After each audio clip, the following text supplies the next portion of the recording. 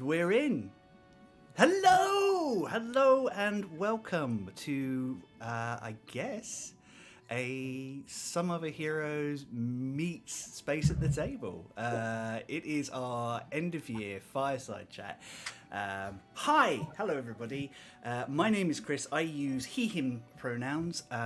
Normally, I am your DM, storyteller, an all-round geek. I'm still an illustrator, but today I am just here, chilling with my friends, talking about the D&D game that we run on a weekly basis, and you kind of come out and hang out with us. So with me are three amazing people who I love doing this with, and I'm going to start with, as a festive treat, I'm going to start with Charli today. Oh, a festive treat. Hello, I'm Charli. I use she, her pronouns. I am also an illustrator.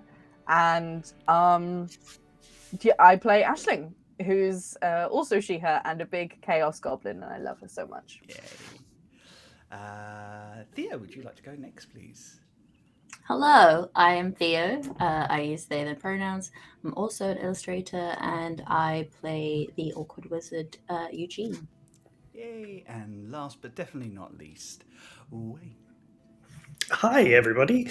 I am Wayne. My pronouns are he, him, and I play the mother of the group, the stern wine-drinking mother of the group, the Dragonborn Rock. No, wine aren't. Yeah. Rocks are wine aren't. I know. It's not really a mother, but anyway. Oh, dear. Cool. Right. Well, it is going to be a bit more freeform this week. Not that we're ever the most rigid of streams ever, just by the nature of who we are. We're just going to roughly go through everything that we've been through since we started the stream, really, because we've not done one of these yet, so it's a good chance for us to recap on everything. Some of you have submitted some questions. Well, thank you, Rooney. Next year, we think we're just going to hire you as our quiz master. Yeah, that'd be amazing. So as we go through, this lot we'll interrupt each other and ask questions about what we did and what our general thoughts are and vibe. We'll just scream it. It'll turn into an Always Sunny episode very quickly. Yay! Amazing, excellent. Does it? Yeah. But before we go, just a couple of small bits of admin. First off, massive thank you to Robin the Red for your resubscription and to Rooney for your resubscription last week as well. We really do appreciate it. It really does help. I just ate a bit of cookie, but thank you. Thank you, lovely people. If you love your D&D and you like cake, and why wouldn't you like those things? You should check out Dice and the Slice, our friends who are also based in Norfolk. Their ongoing campaign is out on podcast. You can find it wherever your pods are cast. yeah, go and join. It is an aquatic-based Dungeons and Dragons games with pirates and gods and deep mysteries. On a semi-hiatus at the moment, but kind of just doing fun streams in the interim, our friends Wicked Game, who also run D&D on a regular basis. But at the moment for December, so that Lydia can catch her breath and kind of work out just how badly their cast have mucked up their plot, they are doing fun streams every week.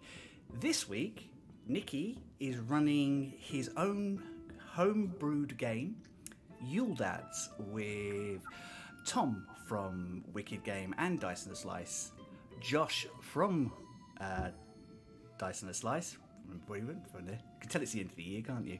And me, all playing festive dads in a desperate bid to buy last-minute Christmas shops. It's going to be absolute Fucking bedlam. love it. I can't wait. Yeah, if you didn't think, that it all, just put those 4 people in a room and it gets chaotic, to be honest. So I was Then gonna say, add dad energy. well, most of the time we have to try and control the dad jokes anyway. exactly. There is no control. There is only dad jokes now. Yeah, I wasn't invited because apparently I'm not daddy enough. Look, when No, you're too daddy. You're when daddy Lydia energy, does not enough dad. Yeah, when Lydia does wine on weekends. Yeah. I think that's all the shout outs we need to do this week. Obviously, everybody in the community, Nikki and Michelle, Feline Trickster and Bespectacled Man are in the chat as mods. They're lovely people.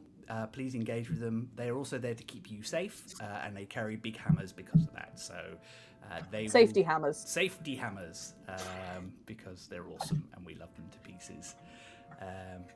So I guess we'll begin as something. I'm not sure where we're going to begin. Should we just kind of run back sort of some of the story arcs and talk about what's happened as a sort of a general loose abstract to start with? How does that feel? Yeah, that sounds good.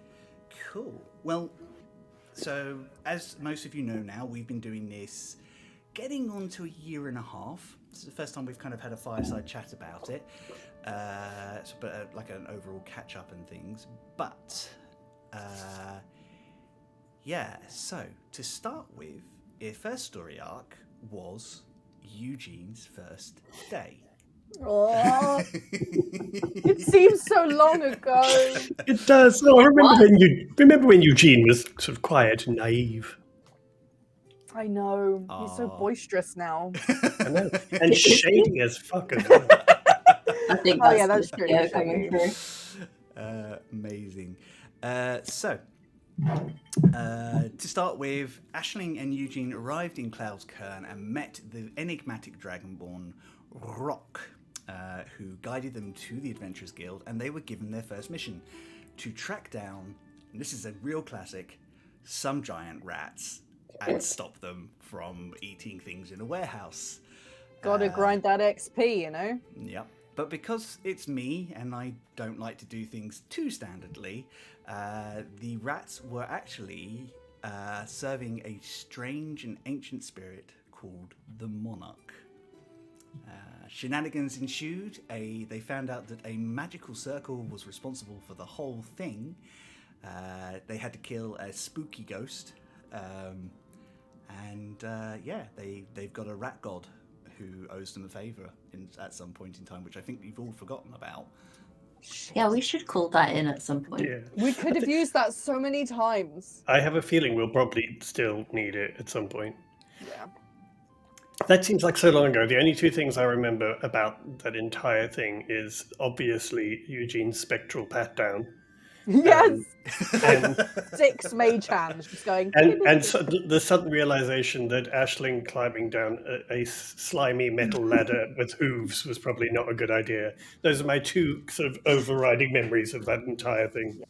It was at that point we realised what a finely tuned machine you all were. It was amazing. Oh, it was a fun introduction to our tactical capabilities. I enjoyed that. I thought it was a wonderful way to introduce you. I loved all your characters instantaneously.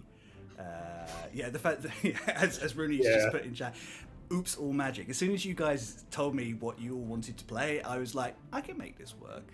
I'm going to have to make this work because I'm not making you change your characters. We'll make this work.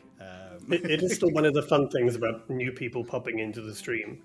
And they're like, oh, okay, like who are the characters? And then somebody will fill them in and they're like, right, are they, So no are they healers all, then, huh? What? Like you can see there's like a what? No tanks, no healers.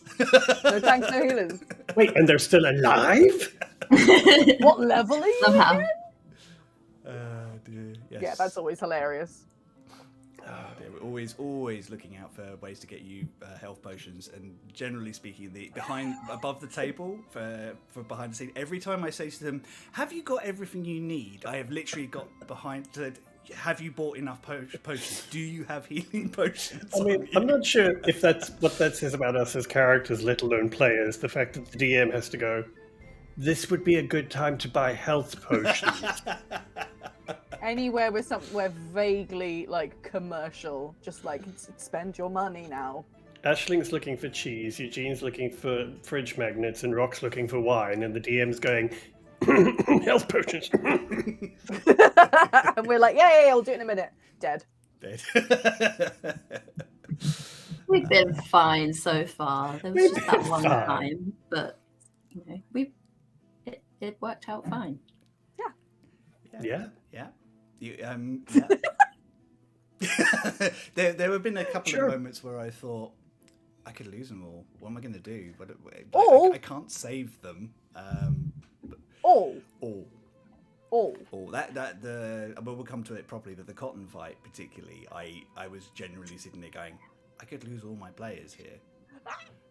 What would you even do? If we got a total party kill, Or a TPK, as it's known in the industry. We keep playing in hell. New characters sometime later with repercussions for what happened to all of your characters. Well, fuck. I do like Rooney's idea though. Some other heroes too. Oops, all tanks. Oops, all tanks. But you know what? The terrible thing is that I feel like if we didn't discuss it and we all had to recreate characters, there is such a good chance that we would all sit down and go, great, okay, so I'm going to be a tank, and everyone else will be, oh, me too, oh. A fighter, a barbarian, and a paladin walk in. Yes! No, this is no time for the dad jokes. I think it's a good time. I'm going to pick one of the questions. I think you guys have all got the sheet open as well, haven't you? Yeah. I've got there. What I think we'll do is we'll go around let the room. Charli be a barbarian. I agree, Rooney. I miss Miriam. I've seen Charli play a barbarian. Her barbarian is amazing. Yeah. Vicious. Ain't no one can touch Miriam. Cool. I'm going to choose one of Rooney's questions to start with.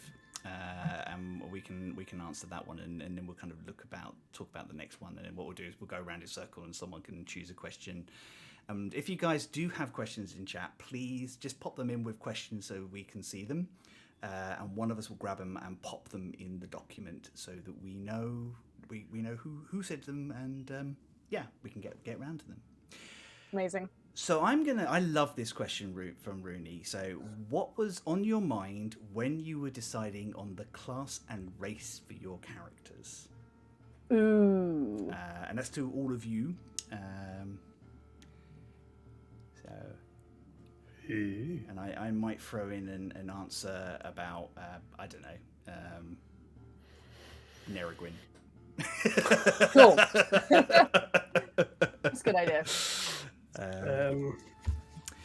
So, does anyone want to go first?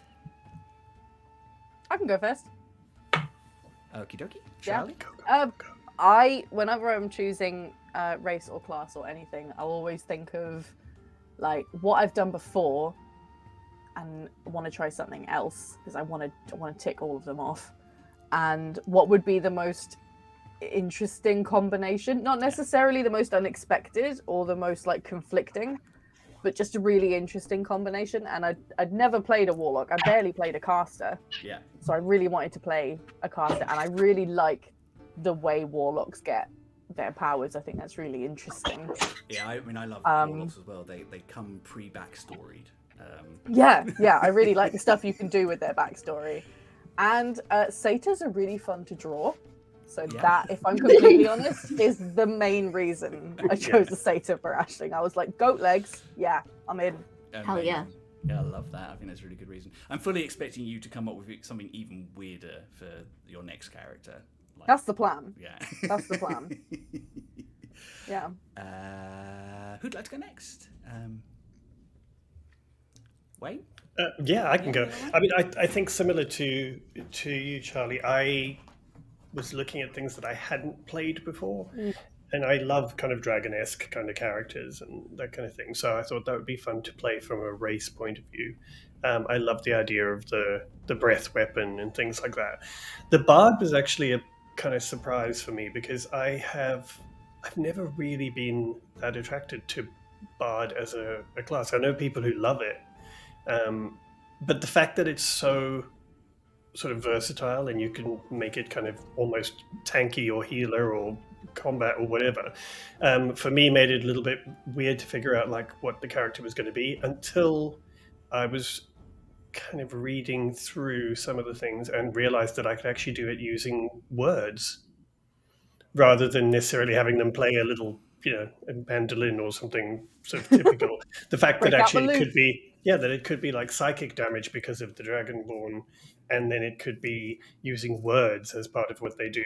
And then obviously that tied into the fact that just innately anything that has hints of being a shady fuck is just inherently appealing to me. So What do you mean? I felt You're that very, would be...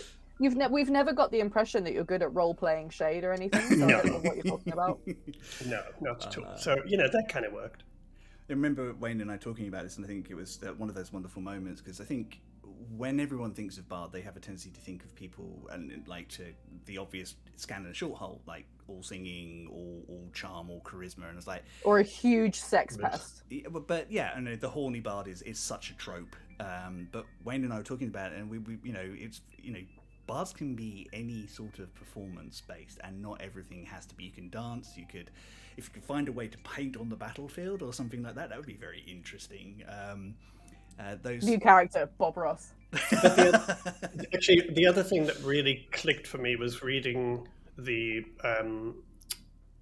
College of Creation stuff, where they talk about tapping into the song of creation. And again, for me, that immediately kind of clicked with this idea of an orator, and it was the story of creation. So I was like, oh, wait, okay, so that can work, because I can tell the stories of what happened, and then that kind of, the character grew very much from there, which I like. I like that. Yeah, I really like that. is... I think it works well for rock, using stories and storytelling and words more than musical whatever. Yeah, like I say, it just never appealed to me to be a kind of like, oh, I'm going to sit around and sing a song kind of thing. So as soon as I got away from that, I was like, oh, okay, I can make this work. Yeah, that's quite cool, because I don't think bards ever really appealed to me much because of the feeling of the obligation of being like a musical thing. Yeah. Like, yeah. But I like the versatility, like you were saying, and like some folks in chat were saying. Also, playing against type as well, like there's an expectation with each class that you're going to be a certain thing, but like leaning against that sometimes creates very interesting characters as well. Yeah, it's why with Warlock I didn't want Aisling to be an edgelord. I wanted her to be the literal opposite of that. Chaos Lord. Hey. Yeah, like an adorable Chaos Lord. And I've never played like an adorable Chaos character before. There've been chaotic elements to my characters, but they've never been like cute or nice. It's good, isn't it? It's like speaking of cute and nice, should we find out about our resident gay wizard? We love our gay wizard. Who, me or Yes. Well, I think kind of similarly to everyone else, really, I wanted to play a class I'd never played before, and I'd never played a wizard. Which is weird because I do tend to be drawn towards like the magic classes in any game where you can pick like, are you going to use a sword or are you going to use magic? Obviously magic. So yeah, I'd never played a wizard, and I knew that I kind of wanted him to be like inexperienced, because I thought that would be cool. I think a lot of the characters I've played previously have been like characters who've been adventurers for a long time and are like experienced. So I thought it'd be cool to like play a character who is kind of fresh in everything, like real life experiences as well as like adventuring. So yeah. That is really cool. I mean, I think one of the things I did say to you all when we were putting it together is don't feel you have to be the best player. Like, I'm very much like, play a suboptimal character, have fun, play a character rather than like trying to win the game. Totally. And I have to say, when you all came to me with your idea, And boy, did we take that to heart. yeah, I was blown away. Oh, I loved yes. them, but I fell in love with your characters instantaneously, and the stories you were telling me and things like that. And with Eugene, it's like, oh, cool. This is a character with front story. This character hasn't lived yet, which means that everything that Eugene experiences is new and fresh and exciting. And that's Eugene's kind of first cool. day. Exactly. So that kind of was a gift. Because actually it meant that very early on Eugene could start out as the point of view character, which I thank you for, Theo. That's really cool. And it's almost like the first couple of arcs are Eugene discovering what adventuring is like, and it's kind of been really lovely to watch Eugene grow because of that in a lot of regards. He's grown up so much. I know. Amazing. So should we talk about the second story arc? Sure. Murder in the Fog Ring. So our friends are hired to help with a murder investigation in the Fog Ring, one of the poorest areas in Cloud's Cairn. Things take a turn for the worse when the undead start to show up, and Aisling is kidnapped by one of them. For the first time. Fortunately, Garrett Goldheart of the River Rats is on hand to assist finding the culprits, an unwilling mage known as Farkas Bench, and a dangerous herringon called Cotton. So this started one of our favourite ongoing jokes, which is why Aisling hates alleyways. And why now she only wears acrylic and wool, not cotton. Yeah. That's all right. Rock's having a coat made from rabbit skin. Ooh. Goodness. It's so dark. It's really dark, actually. I think it's important at this stage to just put out there that as a stream and as people, we have nothing against rabbits. Or rabbit people. Or rabbit folk of any kind. It just so happens that the ones we have featured on stream have been assholes, but not So all far. Yeah. rabbits. Not all rabbits. So this is one of those Not all, weird... hashtag not all rabbits. Not all rabbits, yeah. This is one of those weird coincidences. I was like, when the herringon came out, I was like, okay, cool, let's do something very different. Let's make an evil herringon, because everyone will be playing like fluffy, sort of like quite, I'm all bouncy and fun and friendly, and look at me, aren't I sort of very fey and cute? And it's like, let's play an absolute arsehole of a rabbit. And then we started playing Wild Beyond the Witchlight, and all the herringons in that are complete arses too. I mean, The ones that are still alive, anyway. to be fair, those first ones you met were not really arseholes. They just didn't have a chance to explain themselves before Nerrigan incinerated one of them. They threatened to beat us up. Vaporized. That's true, they did. They threatened violence. Nerrigan delivered. It's Jesus. Boy, did he deliver. Crispy rabbit. Oh dear. But yeah, so yeah, we don't hate rabbits. We don't hate rabbit folk. Yeah, it's just kind of worked out that the ones that you've interacted with so far and on our streams have been evil of some kind or another. We got to have our very first guest, which is our friend Jakey Champion. Yay, who Jakey! We absolutely adored having with us. And also gave us a chance because first time that Charli had to get pulled away for something or another. The first round of kidnapping. The first round of kidnapping. I mean, I don't know what it means when someone makes a habit of being kidnapped. It's not. I'm not doing it on purpose. Yeah. Wayne. Yeah, sure. Answer to your question, Charlie. Sorry, Charlie just sent me a message. If you just send her the link, she should be able to access it and edit it directly. A what? What? Is that right? No, because I Oh can't do no, that. I mean, yeah, just so we can edit the document because I've that's right. got questions from Mum. Got a question from Hi, Mum. Charlie's mum. Hi, Charlie's Hi, mum. Okay, now bear with me 1 second. Someone vamp for me. Oh God. Wait, did you say Vamp or Vogue? Because Charlie was going for Vogue. You immediately. do both at the same time. I can't do the hand spinny thing that I wish I could do. Oh my God, I wish I could learn to do that too. Anyway, we digress. Speed.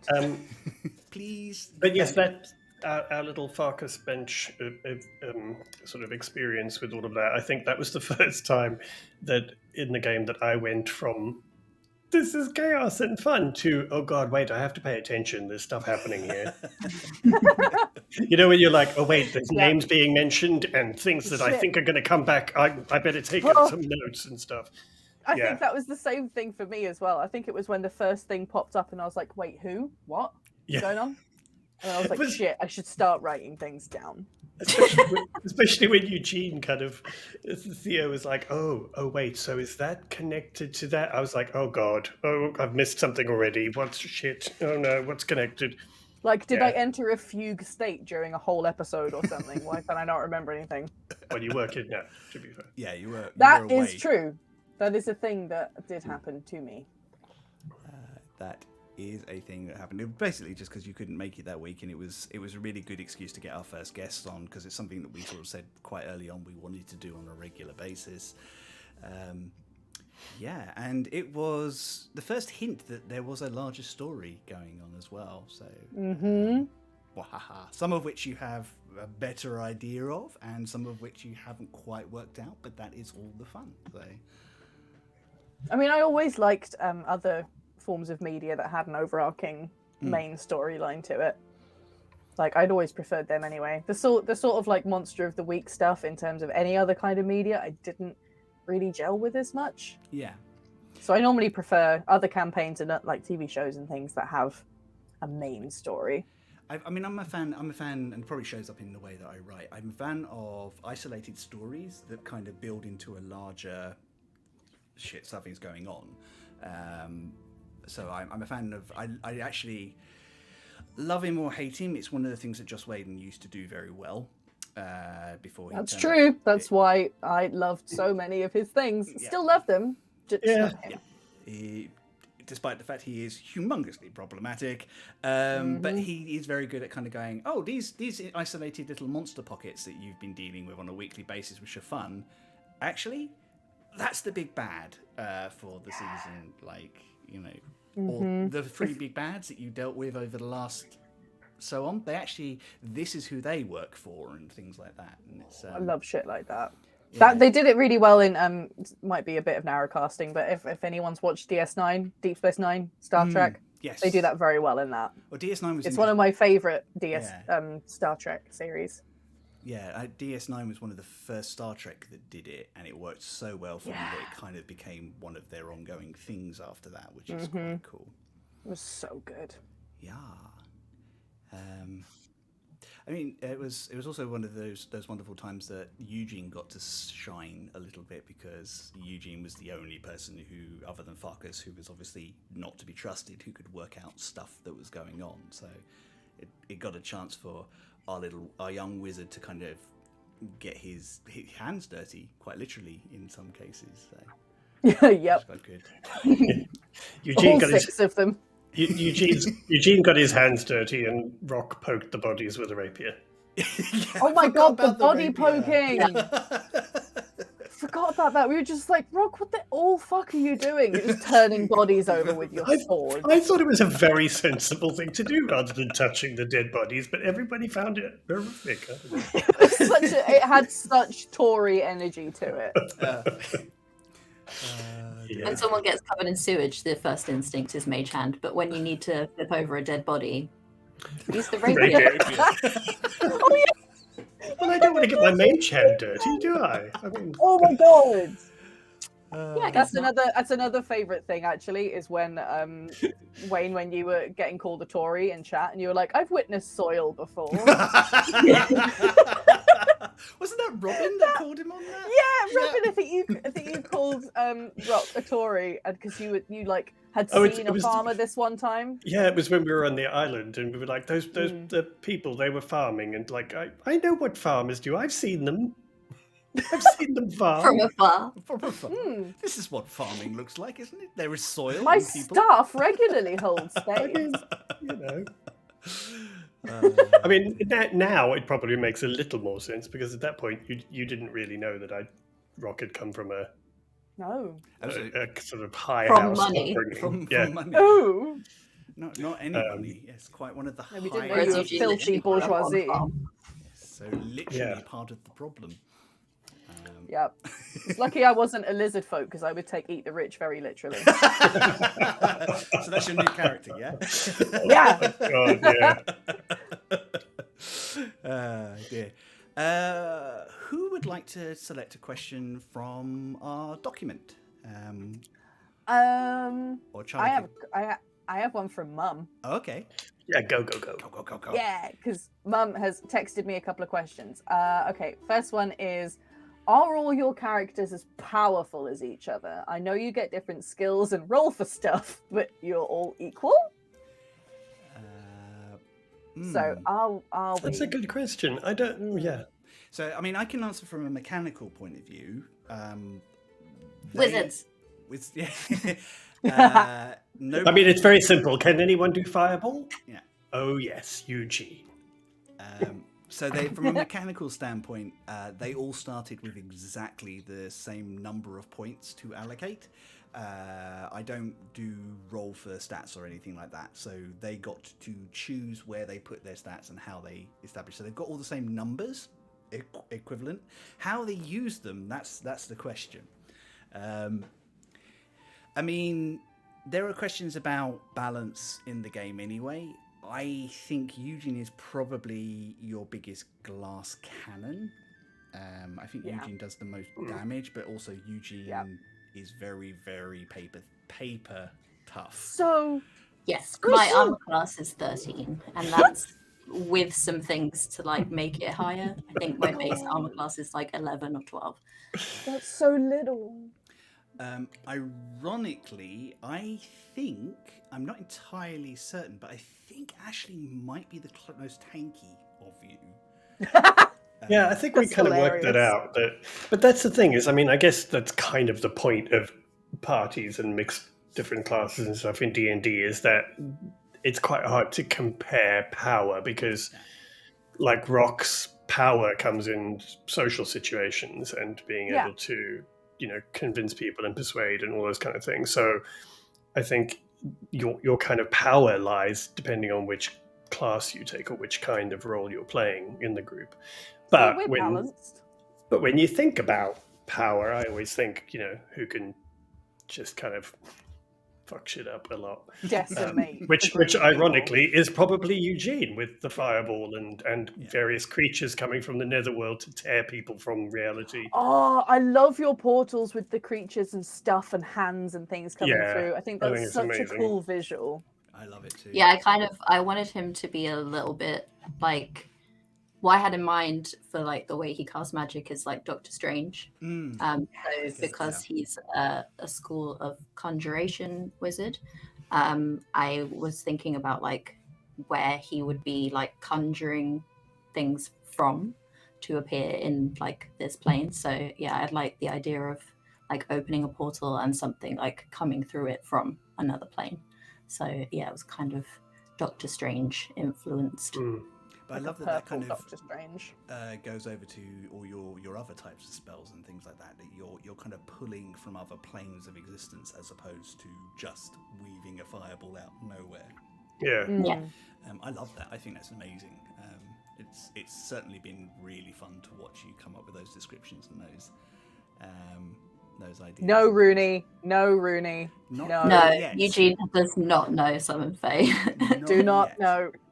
But Well, this is it. For so people who watch both Wicked Game and watch us, Lydia and I have sort of had a brief chat about this. So the way summons work in my world is very different to the way that it does in Lydia's world. In Lydia's world, you actually pull a pure entity into the world to do your bidding, and that's obviously massively problematic. In our world, you make a pact with an entity, and they loan you a sliver of their power. So what you We get license out our copyright. you get a reflection. So That was narrowcasting. I'm really sorry. So when Eugene figures out summon Celestial, for example, he will be able to summon a version of Throne's Blade, but it will not be Throne's Blade herself. It will be a reflection of her and her abilities. That's so cool. Which is going to be fun. So the exception is Pocket, of course, because Pocket is a fully formed personality in their own right. I love Pocket so much. There have been multiple occasions where we'll be playing. I've told you guys, but I don't think chat knows, where I'll get a text from Mum and we'll be in a situation and it'll just be all caps. Use Rocket! No, use Pocket! Use Rocket. Use a rocket! Use Pocket! And I'm like, yeah. I think that's amazing. There we go. So I think also because Rooney asked a similar question in terms of like power level, like who would win in a PvP match. Jesus. My money's on Eugene, unless you guys rolled well to protect yourself against his magic, in which case as soon as Rock got to Eugene, there would be problems. It's one of those Or unless ones. I used my armor, whatever the hell it's called. Armor of Yes. Armor of Agathis. That's it. Yeah, unless I use that because that. High level well, armor I of would Agathis. very well. I would normally, if I was trying to attack you, I wouldn't come up to you and try and attack you with my dagger. That's true. You wouldn't try and smash me. Yeah. You'd I still- fireball Do me. so from a very safe distance. The visual of Eugene grumpily storming up to Aisling and just punching her is still hilarious to me. There is something. I know I watch a lot of cartoons, but that is hilarious to me. Nikki says the winner is whoever remembers their sheet best. Likely. Well, it's clearly not the fuck me, is it? Yeah, no. Well, I've got a lot of stuff to remember, to be fair, so Yeah, you might is win true. on that one. This Yeah, is one of those that's true. discussions that came up recently, like about giving your players time in that, and it's one of those things like I feel for all three of you because you're all casters, which means that you're like, okay, I'm going to use this spell which I've prepared for today, and I know I've got active, and then by the time your turn comes around, other people have done stuff, and you're like, that's not going to work. I now have to look for my list of things to come up with something new. But that's the nature of the game. You could plan the biggest, most impressive, fantastic move, and somebody does something else, and you just can't do that anymore. It's just that's the nature of the game. It's why I'm funny, enjoying but- Warlock right now, because it's not a huge amount of spell slots, but it's all the spells. And also, oops, Eldritch Blast. Oh, In doubt. Yeah. Eldritch Wow. Blast, yeah. Ah, dear. That's, yeah. I mean, is there anything else that you remember from the murder mystery? I was not present for a lot of it. Fair. Very Yep. fair. I didn't have my notepad from Theo yet, so my notes are a little sporadic about That's so true. My You God. say that if you like hadn't- you make notes now, but that. I do. We mean, make... Hold on. Sometimes Let's show the episodes- receipts. Show the receipts. I was going to say I'll go and get the receipts if you want, but See? There's Um, things on them, mostly doodles, but I things mean, on them. yeah. Some are better than others, and every now and then my notes have things like doodles and then one line that says "man in brown coat" and various other useful things like that. Which Mine has clearly... a small drawing of Aisling's butt. those are the important notes. Yeah. Yeah, really important. I remember the closet. Ah, yes, who's now known as the broker because of you lot. Yeah. Why? Yeah. What? That was one of those moments where I was like, oh, no, wait, Eugene is very interested in this closet. That means something's going to come back to bite us with this one, so I need to pay attention. Yeah, I mean the closet's interesting. Closets are chaotic by nature anyway. But he's after you lot, and it's not because I think you bumped into him again once more. Yeah, he's now an information broker. He buys and sells information. He's making an absolute fortune. He's a mini crime boss because you guys thought it was suggested the idea. Oops. But harmless Bit of crime. Yeah. What? Actions have consequences? So it's great. It was when you guys kind of talked him into that, and you were kind of in that conversation about how he could do things and things like that. I love the idea of a closet who's actually a bit of a crime, like a fence of information and stuff. Just gonna go. So that was the repercussions for that. Repercussions? I didn't sign up for that. Yes. And of course, Farkas is now working for you as part of the research He's team. gone through crime rehab, and he's a good boy now. Well, whilst you were away for 6 months, he did his time, and now he's back on community service and stuff, so he's out in public. So Yep, he's a born-again researcher. actually doing what he wanted to. Dear. So, next, from episode 7 to 17 was the Appearing Island saga. So, 10 episodes of like strange mysteries, and like this is, I think for me, this was the bit where I was like, okay, here's the story. I got so excited when things started getting existential and weird, because that's my whole shit. I mean, I loved the landing sort of on the island, and then the like trying to figure out why people were like There was that absent-minded, gnome, but they were wasn't there, who still was there. fishing? Yeah, the gnome was fishing, and we'd never seen the ocean before, and there was like I really loved all of that. I thought it was great. Thank you. It was fun to kind of step from it's okay, it's a town with like a couple of mysteries and stuff to wait, we're on a floating island, So and who and where? Gnome.exe has stopped working. I went back and watched some of the stuff recently because I was going back and just double checking some of my notes and adding some NPCs into a document for you, which I'm going to give you all at some point next year, I promise. But it was really fun, and watching Theo and Eugene kind of come up with these, what's going on, like watching the line of, and you were really close so many times, and it was really quite exciting because you're like, we're back in time, and I was like, yes but no. Kind of, yeah. Yeah, I was stuck on that one. Yeah. I was definitely stuck on we're back in time. Yeah, so we've gone back in time. Yes but no. The island is out of time. And then you started figuring out what was really going on, and I loved how well you all responded. I have a question. It never seemed like it was ever a thing. Did any of you ever consider killing one of the dragons? No. No, I don't think so.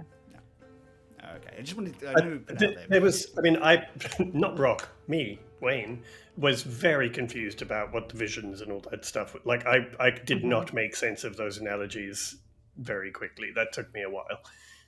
A long while. A very long while. But I knew for a fact that there was just very clear from the beginning, like Rock would have been careful about anything like that because he knows the power that those dragons would wield and what the implications would be. But yeah, it just that was one of those things where I was just like, no, that doesn't make sense. Those two, that just doesn't seem right. Which is interesting because it was one of the few things I was actually clear on. That's good. I'm sorry. Wayne sometimes comes away and goes, I'm not getting it. I don't. So, well, I haven't completely told you everything yet. There's a lot of don't worry, stay with it. It's fine. You will understand. Honestly, the number of times we finish an episode and I'm like, Am I supposed to know that what's connected? Yes! I I don't do know that. what's going on. Like, and that's why every time Eugene and Theo comes up with like, so remember they were there. I'm like, were they? Should I? Shit! Damn it! I've missed something again. Have to say, Theo, your note taking has been a real godsend. Oh my god! Yes. Yeah, it's funny because I previous to this game, I'm not really the note taker. Like, I do take notes, but then I've never taken such extensive notes as I do in this campaign. I think it's like because I am playing the intelligent character, I feel like I've put this responsibility on myself that I have to know, but like try and remember everything that's happened because my character would be able to figure these things out. So yeah, I do take a lot of notes, but it's been really helpful because my memory is rubbish. So it's really nice to have like be able to look back and be like, okay, yeah, this happened. And aren't your notes like in a Notion document that like links together with other Notion pages? Yeah, it's quite sad actually.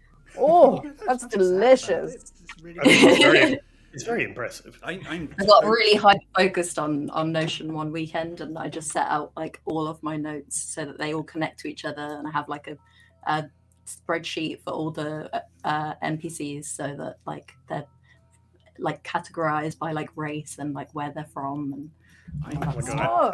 I am so in awe of that. Yeah. I think incredible. It's wonderful, and I know you said it's really sad, but I think it's the opposite. I think it's wonderful. And, Yeah, if I could get my head around it, I would so be doing that. But because I love a mystery, and I love to be able to be like, aha, remember that one time from this one thing that happened? But my memory is not good enough to do that on my own, so I have to take like notes because otherwise I'll just forget. I was just going to say one that. thing I really like about playing a streamed game actually is that I can go back and watch the episodes again. Yes. Yeah. Pick up on things, and also sometimes like if I'm not paying 100% attention, which I do try, but yeah, it's nice to be able to go back and like watch.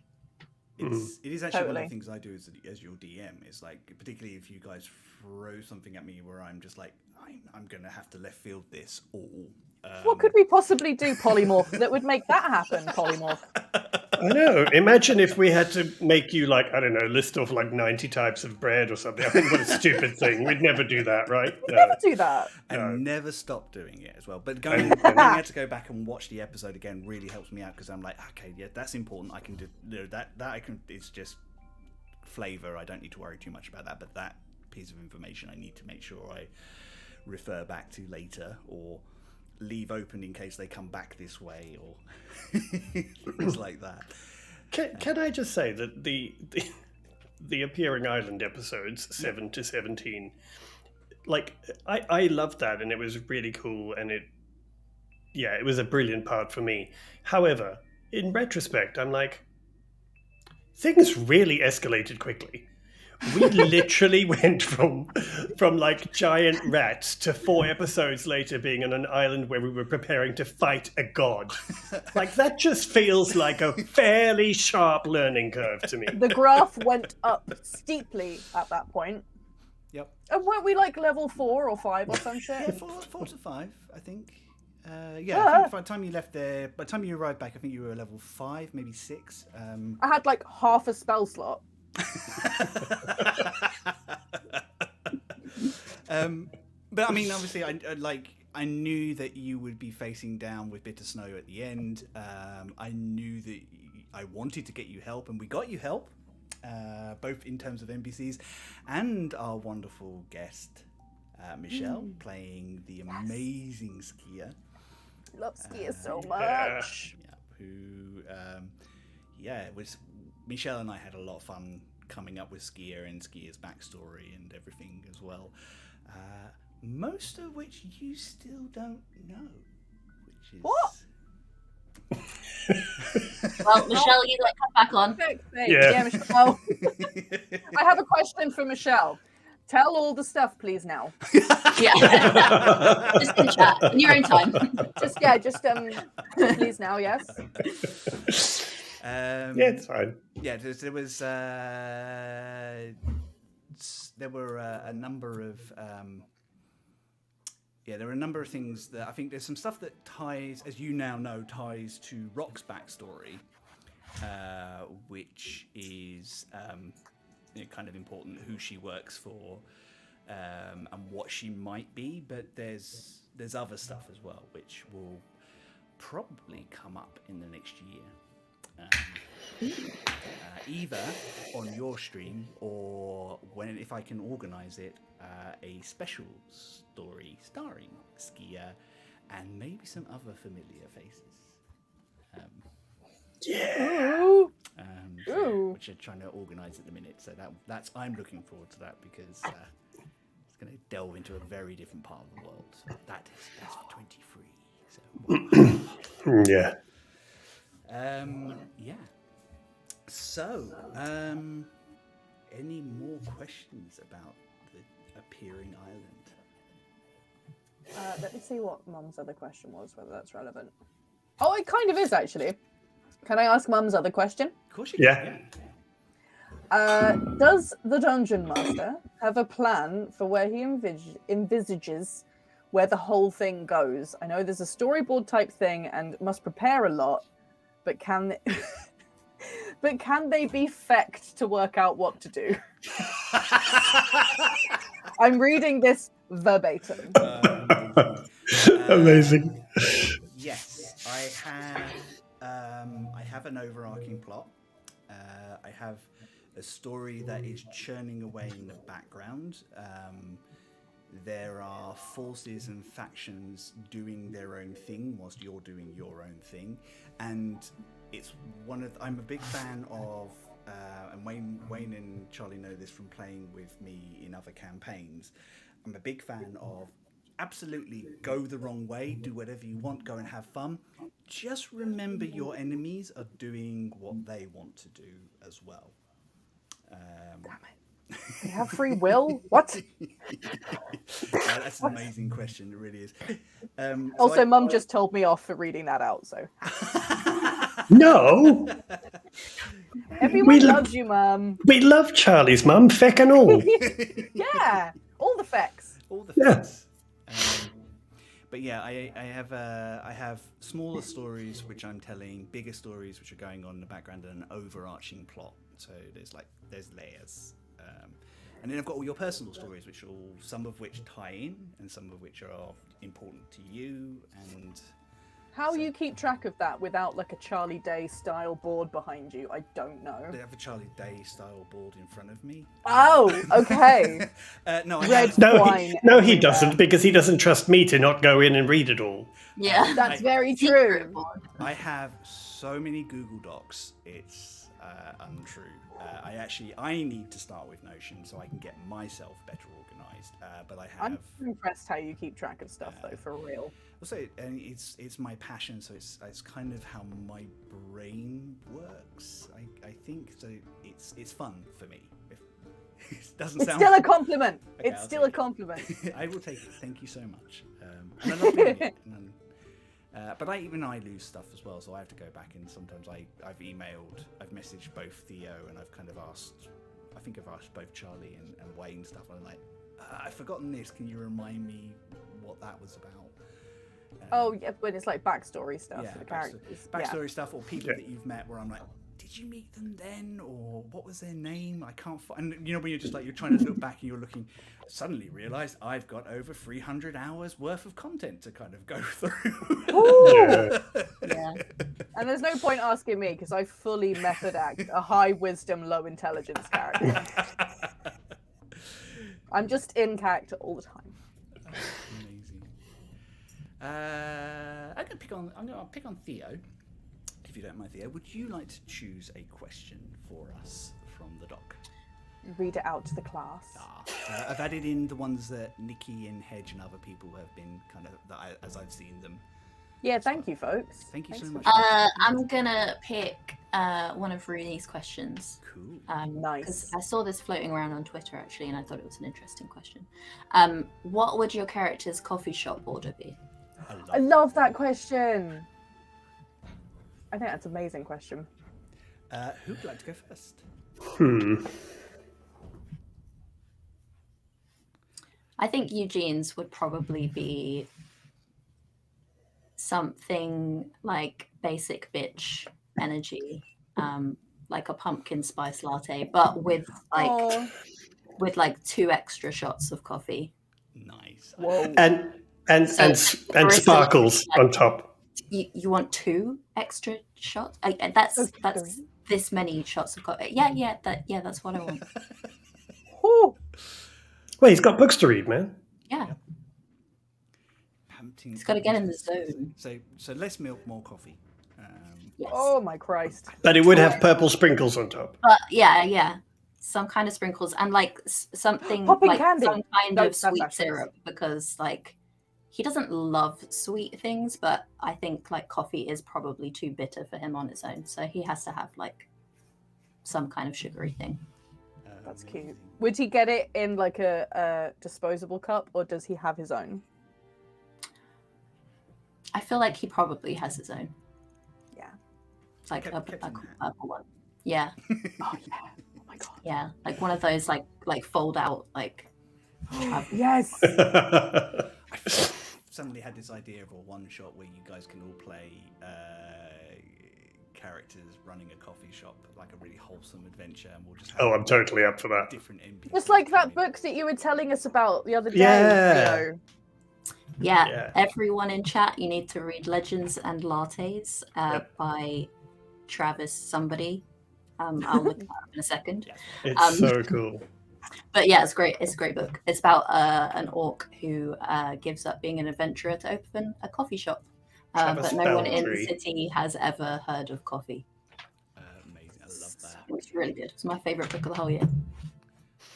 We have to get that. It Yeah, does, I need to give so that a cool. I read. can't wait to read that. It was really wholesome. Charlie, what would your order be? I actually wrote it down because I saw the question. And I fully wrote it down. And Really, can I just say, you managed to get Charlie to write down more than I have in the entire campaign. Yep. Thanks. You did it, Rooney. You did it. Wait, have you written it down because it's going to be one of those orders that's got like 33 levels to it? Maybe. There's 2 lines, so. An extra big oat decaf latte, in brackets, because Rock would tell her off if she got caffeine, with a shot of every syrup that they have, extra whipped cream, chocolate dust, and a panini. Ooh. Jesus. I feel slightly sick already. Oh yeah. Any That does other track. weak mortal would feel sick with this. But she's Fae, so she's like sugar. That tracks. Yeah. How about And Rock? she would have she would have every intention of using a really nice one that she bought, but she keeps forgetting that she has it, so she just has like hundreds of disposable cups in her room. Is the panini God. sitting on the coffee? This is what Rooney wants to add to that. What is the panini on? What, like on the whipped Well, like cream? like one of those caramel wafers. I mean, I think she'd try it. I think she'd kind of dunk it and try it. Oh, Oh that's my god. tracks. I feel like she'd regret her decision because she's no good at cooking, and this counts as cooking.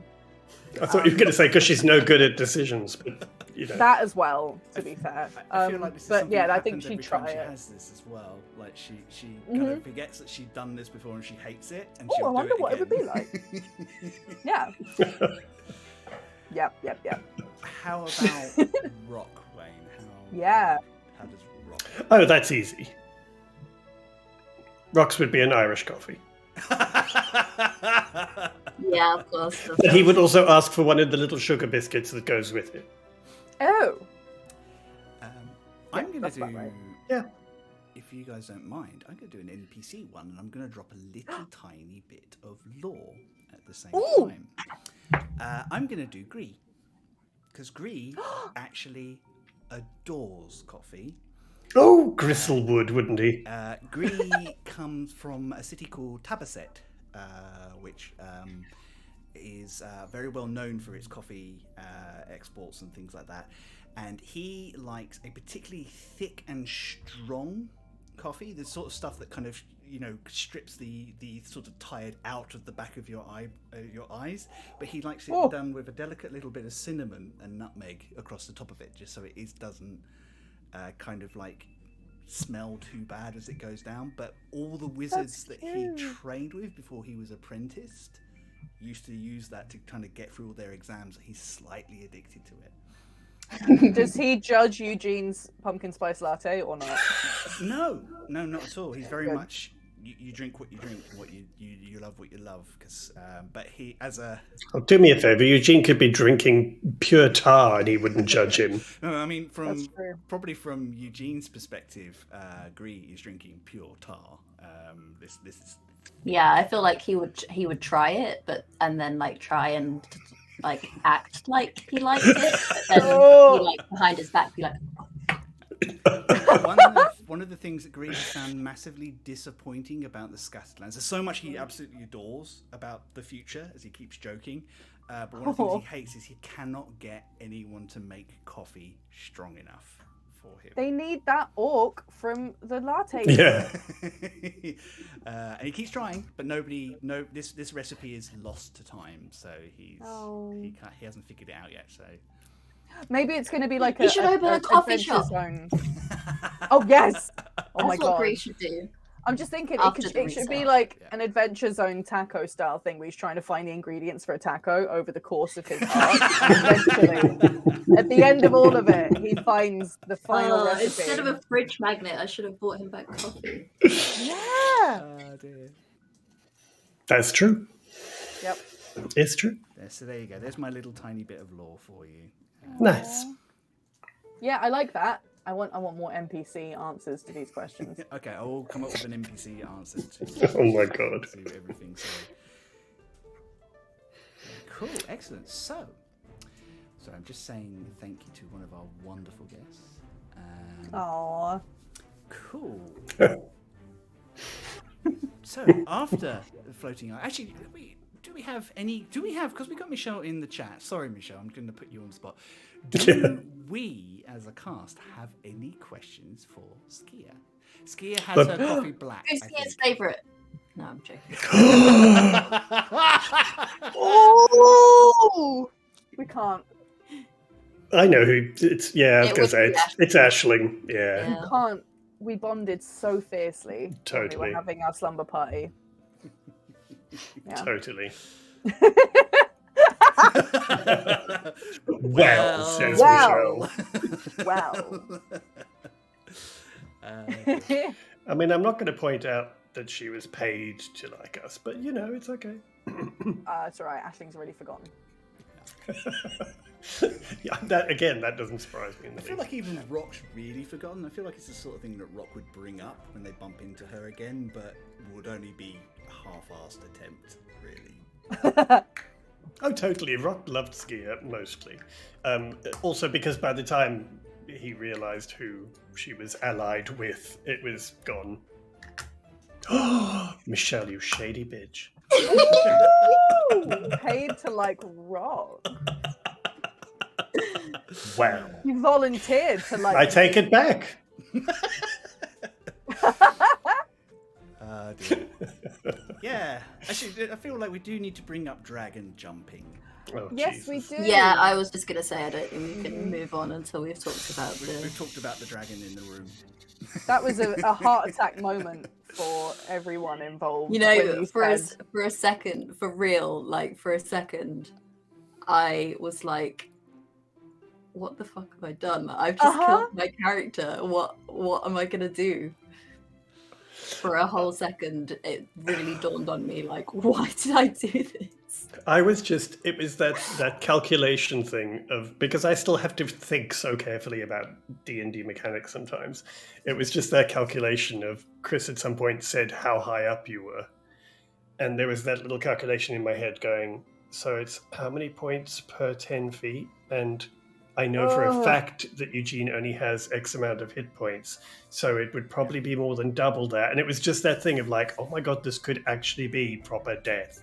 Because Chris, did you say like the other week that you worked out how much it would actually be? I can't remember the maths off the top of my head, but I think you were about 350 feet in the air. Yeah. And it's, and I can't remember the exact calculation, but I think it's like a D6 for each 10 feet. It was an insta death, There wasn't it? was It no definitely would way. have been. Yeah, there was I no way can't you remember could- how many hit points I had at that point, but it was like 4. 20 something. Yeah. Honestly.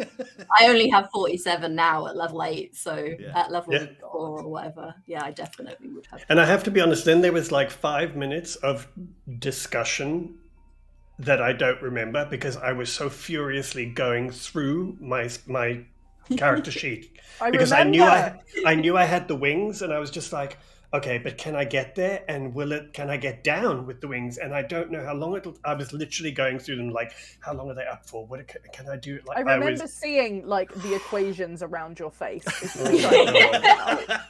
was Just like that meme manically with all trying the to work. maths. Yes, exactly. That was, especially for me, because that's my life. Anything that involves numbers, I'm like, whoa. it was the first time I kind of went, okay, this could be a pack. This would just be a player death. Like there's no coming back from this at all. God. Was that the first time you used the wings as well? Because that was a fucking cool way to reveal those things. I think you revealed them once when we were on with the Drake. Airship with the Drake, yeah, to impress the Drake. But you just like floated there and like sparkling, just like floated with sparkly wings. Yeah, I totally forgot that you had that though. So I was like, well, but I did love the whole thing with Eugene, because it was like that moment of Eugene kind of going, I can do something, but actually it was like the first time Eugene had really gone, I have to do this. I have to take the risk. It was like his graduating from amateur adventurer to like from his first day to his second day. Yeah. It was really funny as well, because like the way it happened in the episode. So it was just before the end of the episode. Chris was like asked us all what we had planned what our planned like action was. So I had said that I was going to do Thunderstab. I gave you a week to think about it. Was it a week, or was it when we were playing every 2 weeks? I think it was 2 weeks. Oh yeah. No, it was. I think it might have been 2. Or was I it can't remember if it was 2 weeks or weekly? we've just gone weekly. Because I spent that whole time thinking like, this is such a bad idea. Is this a bad idea? Like, what is the likelihood of me being able to do this? But then, because I'd already said that I was going to do it, I was like, well. Yeah, so you had 2 weeks to think about it. Because we had the technical problems, because we had technical problems, which is why we had to break the episode up. Because it was all supposed to. Was that when my internet was being a shithead? Everyone's internet. I think Twitch just went down. Yeah, it was just weird, wasn't it? So I think at that point, because we only had that was supposed to be Michelle's last episode, but we got to have another one with her because of that, which is really, really we had some Michelle DLC. Which is good because we ended up with some lovely extra moments and things as well. But yeah, it was just, and presents. We love our presents. Yes, do like, and I love the fact that you've remembered them. You're using them on a regular basis. Yeah, I know. What do you mean? God. I mean, it's helped by the fact that I actually got round to this is partly on me, everybody. I had to get around and make them in D&D Beyond and put them in their character sheets as well. So yeah, none of us have object permanence. If we don't see it in front of us, it doesn't exist. Yeah, that is true. Yeah. Mm-hmm. I mean, Michelle, we would have kept you forever, but I feel like Lydia would just come to my house and kill me. So it's true. She knows where you live, so she does know where we live. Oh yeah, totally. Whilst we're on that sort of moment, Michelle has asked, "What do your characters think of the presents they got from Skia?" Oh, Eugene loves the present. It's very useful. I think it's come in handy several times, honestly. Yeah, I mean, Rock is constantly trying to figure out ways to use it. Like every time there's something, I'm like, "What? Can I do something with that? Can I?" But like, does he? Wait, what did Rock get? He got his flask. Yeah. Oh yeah. Oh, you've used that a few times, yeah. Yeah, but there's still like I'm still waiting for that moment where it's like the perfect moment to use it. I just every time you're going to go into a conversation, just take a swig. Honestly. Yep. Yeah, I really should. Because it's certainly with your charisma, it's not going to hurt. Like. I mean, I have to say that's still the one thing about Bard with the extra skills, and like I still find it hilarious that I get like whatever it is now a +10 to persuasion or something. Like I've never had a character that's had anything like that. It's crazy. +10. Yeah, persuasion and performance I think are my two that are +10. Expertise, yo. Yeah, it's Damn. crazy. Great. Yeah, I haven't got anything. My only thing is I have a +8 wisdom saving throw. Yeah. But Yeah, that's the which is highest awesome. thing on there. It's your wisdom, isn't it? Eugene could do with a +8. Actually, come to think of it, Theo could do with a +8 of wisdom saving It throws. No wouldn't matter what matter. character. I'd still fail. I do still actually wouldn't have work. a +4 in wisdom saving throws. It is one of my proficiencies. But But it's still. But that you you're still cursed. fail. yeah. It's And I still think your this curse. curse actually, funnily enough, started when we did the island arc. Is when I started Oh, having boy. problems with wisdom saving throws because I kept losing memories because I Oh, kept yes! failing the Oh, I throws forgot when we were about having that. dreams. The very first sort of landing when we had to roll, Aisling and I both saved and you failed. Yeah, every completely time we forgot had to about that. roll for dreams, I failed. Yeah. Did I explain That that was horrible. properly to you all, by the way? Why, I don't know. Why your I memories can't vanish? remember.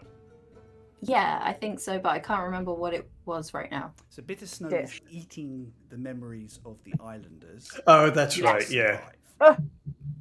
Survive. Was living off their memories.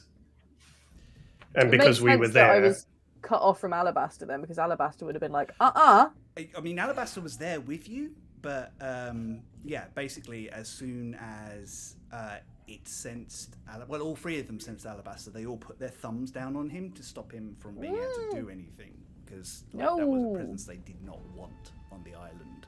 Poor Alabaster got squished. Yeah, he wasn't happy the whole time. Like, I mean, it was quite fun when it's like, oh, and you're back. Okay, there you are. Ugh. I love Alabaster so much. That was when Aisling had the bats fly out her butt. No, that is not canon. That is not canon. Totally is now. Sure sounds No. canon to me. They did not. No. It's true. No, it's not. That's not fan art I want to see pop up on Instagram. Alabaster spent the whole arc like an angry cat stuck in his carrot. Yes, but Yeah. with more swearing. Yeah. If cats could swear, let's be fucking honest. Oh, they do.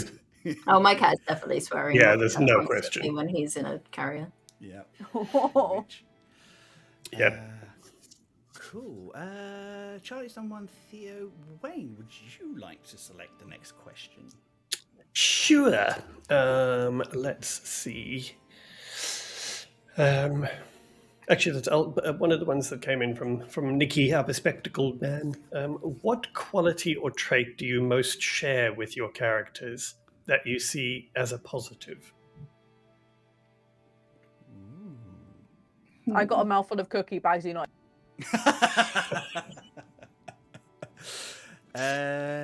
What quality or trait do you most share with your characters that you see as a positive? Ooh, that's a good question. I think my answer would be that both Theo and Eugene are observers. Yeah. Observant Yes, of true. the surroundings and then thoughtful and, in most cases, take their time to respond. Yeah. Yeah, that's very true. Yeah, that does fit. Yeah, it's kind of interesting because it's one of the things that I've adapted as your DM is like kind of trying to because you are the quietest of my players. Sometimes I'm like, are you okay? Do I need to drag you back into this? It's like, but I'm like, no. I get that a lot. I've got very used to kind of like, no. Theo is just watching at the moment.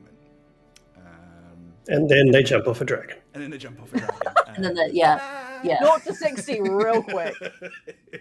Yeah, that's me. 0 to 100. It's one or the other, all In or an nothing. instant. Yeah, that I tracks. respect that. I love that. That's Yeah, and I love that about Eugene as well. Like, yeah, it's very good. Charli, what about Aisling? What trait does Aisling have? Ooh. I think possibly it might be. I like to think I like this anyway, where it's a sort of disregard to some extent of other people's judgments of Aisling and me. Yeah, I think I can see that. Yeah, like she does become aware of what other people think of her and think of her actions in occasionally just a little bit of a, oh fuck, did I do a wrong thing?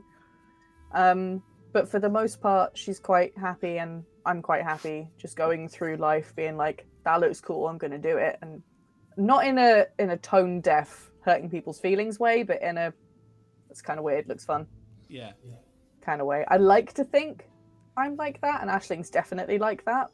I can see that. I can see that. Yeah. Yeah. Yeah, that's true. How about you, Wayne? I think, I mean, there are two things that pop to mind immediately for me, and the one is that there is also the kind of rejection of what's traditionally expected of you. Yeah, very much so. Because that's been a thing from when I can remember. I mean, it's just always been that feeling of like, no, none of those work for me. I want to do my own. And the other thing, I think, on a very positive note, the other thing is probably Rock's, albeit disguised, Rock's loyalty.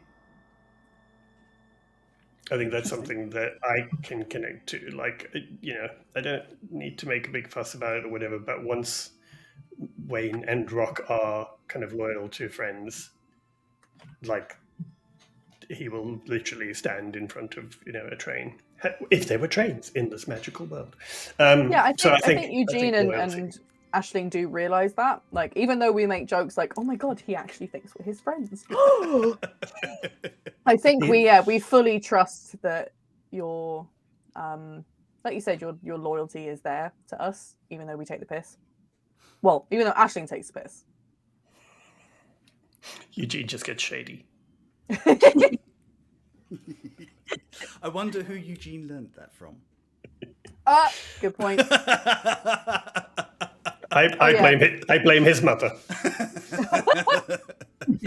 Although, please don't tell her I said that I blame his mother. Yeah, you don't want to get on the bad side of her. Oh, hells no. No, I can see those parallels with you and Rock, definitely. Although Rock does quite enjoy winding up your father. I can't wait to see Eugene's dad the next time. There's actually a history there as well, because Rock was around the courts when your father was doing the tours. Amazing. Young Dragonborn. Okay, on the subject of this question though, because I want Chris to answer it, but I can't work out how. So I'm like, what NPC do you think you relate to the most? Oh, Alabaster. I mean, far shadier than I, but Alabaster loves you all to pieces, but he's very much the whole, can we fuck around and find out? Which is deadly to be inside Aisling's brain with that energy. And to be fair, he is also the voice that kind of every now and then goes, no, what you actually saw was this. I mean, I didn't want to do an insert character, but Alabaster is as close as I can get to having a DMPC without interfering or taking away your autonomy. It's like he literally is just, his whole function is, one, he's a plot point. Two, he adds in my ability to kind of go, no, you got that wrong. Here's what actually happened. And I'm so glad I have a note taker in my head. I see where you got that from, but actually what I meant was this. Whenever Chris says, have you got enough potions? It's actually Alabaster going, we're not dying again. While there's blood coming out of everywhere. Like, I'm fine. Oh, so I think I've said this on stream before, but my Alabaster and my Nereguin voice kind of just merged, and they've kind of slowly just become the same character. That's a really good point. How long until Alabaster vaporizes someone? Oh, Do you think not he long. wouldn't have done? I mean, I'm not convinced it hasn't happened already, to be honest. So Oh yes, good point. He doesn't remember shit. yeah, we'll see. Dear. I think before we jump into the next one, I might answer a question that's sort of DM related. Yeah. Actually, I've got a very silly one, which Rooney asked, what does the existence of Captain Guy Captain in the Scattered Lands imply about the Norfolk TTRPG multiverse? Is Captain Guy Captain a universal constant, or is he Doctor Who-esque in that he periodically regenerates into another guy somewhere else across time and space? I love this. Captain Guy I have Captain theories about this. is a joke that we can't get rid of, and we all love so much that we don't want Do to we? either. Do we? Yeah, we do. We do. Yeah, we do. Captain Guy Captain's voice is so fucking good. So there was a joke ages ago about, but what if Captain Guy Captain was in the Scattered Lands as well? And I was like, but what if he is? What if he is multiversal? So You were like, and I took that personally. yeah. But Nikki's right. They are two different people, but they are also the same person. It's this universe's version of Captain Guy Captain, who is having. It's one of the things that Alicia did really well, is that she changed certain little tiny facets of his personality and his backstory to kind of fit our world a little bit. Like changed the fiance's name ever so slightly. Yeah. And his brother's name ever so slightly, and what his brother does. And it just all added to how ridiculous the character is. A slightly different shade of beige. Yeah, I kind of feel that Captain Guy Captain is the universe's reminder that there needs to be a base concept of which you build on. Wow. He is the existential basic bitch. He's the T-pose mayonnaise beefcake starter character. Yep, he very much is. Yeah, he's about as mayonnaise as you can get. Bless him. And every universe needs at least one of him. Just by everything else is just a little more glittery by comparison. So my thing is now, I don't think Lydia will use him in the foreseeable future, but I can't say whether she will or not, or if he exists in her world. That's entirely up to her. But what I will say is that he does seem to be having a slow character journey. In his original appearance, he turned into a Dragonborn. In this one, he by accident sort of hung out with a Dragonborn. In Lydia's world, who knows? He might just get killed by a Dragonborn. The end. I mean, to be honest, given what's going on in Wicked Game these days, they could all get killed by anything at any minute. It'll just burst through the floor and eat them. Yeah, totally. Jesus. There's some heavy shit happening. So, 18 to 24, the Grand Ball. Ah! Oh, that was fab. I love how you planned this to be one episode, Chris. Yeah, I know. I originally in my head, the Grand Ball was supposed to be one episode, maybe two. Ended up being much longer than I anticipated, and it was also, I mean, for me as a DM, it was a real learning curve, because it actually was me going, just let go and enjoy it. And you built this whole thing up, let them enjoy it yourself. Don't worry about getting them to certain points by certain times and stuff. Oh, I love how you say that, like you had a choice as to whether we were going to do it or not. I mean, it's my own fault. I made a roll for my own back, because there were 76 NPCs at that event. All with little speech bubbles above their head that we could have interacted with. Yep.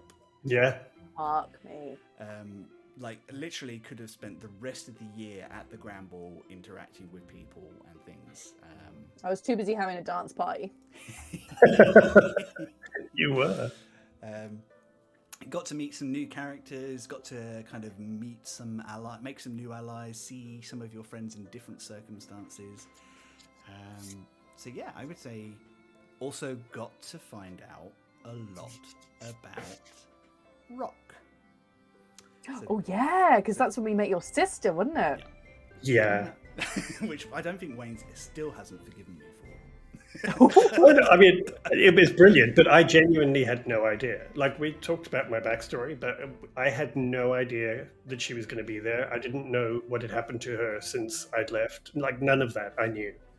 So the fact that she even pitched up there was a genuine surprise. Like, and I had to really sit and kind of go, how exactly would Rock react? Because I'm surprised, so I'm imagining he'd be surprised. But like, it was really like it was brilliant. But I was genuinely just completely surprised by it. So I mean, Campbell's one of my favorite NPCs. And the fact that she then just like dumped all the secrets I've kept. She was just like, "Here, Eugene and Aisling, let me tell you all of Rock's secrets." I was just like, "What?" Yep. But she Because was wasn't Pocket doing a bit of a spy mission for us before Yeah. we? When we were in the garden, when I was in the garden Yeah. with Camber. So you mean you guys? We're going to find out one way or the other, I think, and I don't think Campbell is not. It's not the sort of person that would have kind of gone, "Oh, do I need to be careful about this?" No, this is my life, and you're my brother, so clearly they need to know that as well. So it's not because she's indelicate. It's just like, why would you hide what you are? Like, Aww. so yeah, Camber's an amazing character. I loved when you introduced her and the little stories and the thing about the notes, the letters you sent her home and things. Because that actually came up before the adventure. Because as soon as It did, only yeah. 2 episodes before the Grand Ball or something, you were like, "I'm going to send her a letter because I've been missing for 6 And then months." I think Aisling clocked the name on the letter, and I was Yeah. like, "That's Rock's drag Sona. I've uncovered something." Yeah. Actually, it's a penned name to stop other people figuring out who is sending Campbell letters. Yeah, Aisling still thinks it's Rock's drag name. But then I was just like, it's because I was sitting there going, "Oh yeah, that's going to be funny. She's not going to get that letter before she sees you." Because she's already on her way. So Damn. Yeah. Yeah, it was some really a good opportunity to introduce some new characters. We got to meet Ulf, who was designed to allow Charli to decide what Aisling's sort of tone was in terms of Her preferences. partners and preferences and stuff. Yeah, I'd literally not thought about it at all until we got to that point, and I was thinking about what Aisling's like and what she's done up to that point, and then I was just like, no, I can't picture her or feel like she would want to be in any kind of romantic relationship. So that's why she is asexual. Yep. But she has Makes a great sense. time with Ulf. Dance party. And Ulf gets it as well. Like Ulf. Yeah. Ulf is not asexual, but he's such a relaxed character that you could tell him. If Rock had wanted to dance with Ulf would have loved that. Like, just for the attention and the time. Like Ulf's just very chilled. It's just that sort of character, and that's one reason to put him in there. I was having a Aisling does family love crisis. Next time. Aisling does. She really does love Ulf, but not in Yeah. any way that isn't just a friend way. Yeah, absolutely. Like, definitely a ride or die, but in a sort of like, Ulf's one of the people you could call to help you bury a body. Fully, and he'd be able to carry it because I wouldn't. I have a -1 to strength, so Yeah. he'd have to do that. Of course, whilst we're on the subject of dancing, Eugene got to have his first dance with Green. Which was, Yes, that's very cute. and it's all. Yeah, it was really nice to be able to kind of develop Gree a little bit with you, because I think that they've been flirting, but it was kind of nice to kind of assess that with you a little bit as well. And gonna admit you, Gree is my first romanced NPC. Whatever. Ever. I think there've been interactions and Always count on Theo to romance an NPC, No especially if they're a tiefling. No wonder you and Michelle get on so well. As soon as he walked down the stairs in that inn and Chris described him, I was like, oh no. I have to say, the two of you on the island when you were researching and then fell asleep is still one of the cutest moments ever. And the drawing you did of that moment is so fucking cute. Yeah, it's so sweet. Yeah, that was cute. That was a very good moment. No one touch our wizards. Nope. It's been nice. I mean, we'll see whether No, he lives up to expectations. But yeah, I mean, obviously, the NPCs have their own goals and agendas and things like that. But it is very much a case of, and I think we talked about this when we were doing our session 0 stuff. Always on your terms. Like, if you're not comfortable or you don't want to do that, then we will always have a discussion about like how we kind of resolve around that and move on and things like that. But I love Gree and Eugene. I think that they are wonderfully wholesome. And So wholesome. Ridiculous. It's why Rock hates them so much. Rock doesn't hate them. He just complains. Yes, he does complain. let's see. Wayne, you reckon Gree is the big bad evil genius? I mean, Bitter Snow had to go somewhere. No! No. Don't, because you will have a Eugene Dark Willow. Oh my God, that would be amazing. You would go full Dark Willow. That's your villain origin story. Oh yeah, totally. And now I want to see it. Bored now. I need to rewatch Buffy. Oh dear. What were your favourite moments from the ball? What were the favourite interactions you got, or the weird and wonderful characters you got to see? I mean, I really obviously the first dance was great, but also the little sprinkle of Eugene's mum backstory intrigue. That was cool and unexpected. I think one of the things we haven't sort of addressed is your mum is a lot older than your father. A lot older than your father, and had already lived a life by the time she met him. So it's one of those things, like everyone talks about your father. Nobody kind of sort of questions who your mum was before that. And I think you had a hint of that when she showed up on the island to help you out. Mm-hmm. Like bedecked out for war. And then She didn't pitch up and kind of go, I'm going to sit back here and encourage you. She was like, okay. She was with the Bright Later. Blades. She was holding her own. So at some point, because we were going to try and do it a couple of times, it's just not happened yet. At some point, Eugene is going to get some time with his Conversation needs to be had, mother. Yeah. Uh-oh, he called her mother. He called her mother. Put the fireball away. I think actually Eugene feels a lot of guilt. I think there's that point in like we all kind of have where you kind of realize that your parents are like not just your parents, and they're like formed people who had lives and have had experiences that you know nothing about. And I think Wait, it's Mum, that kind confirm this for me, please.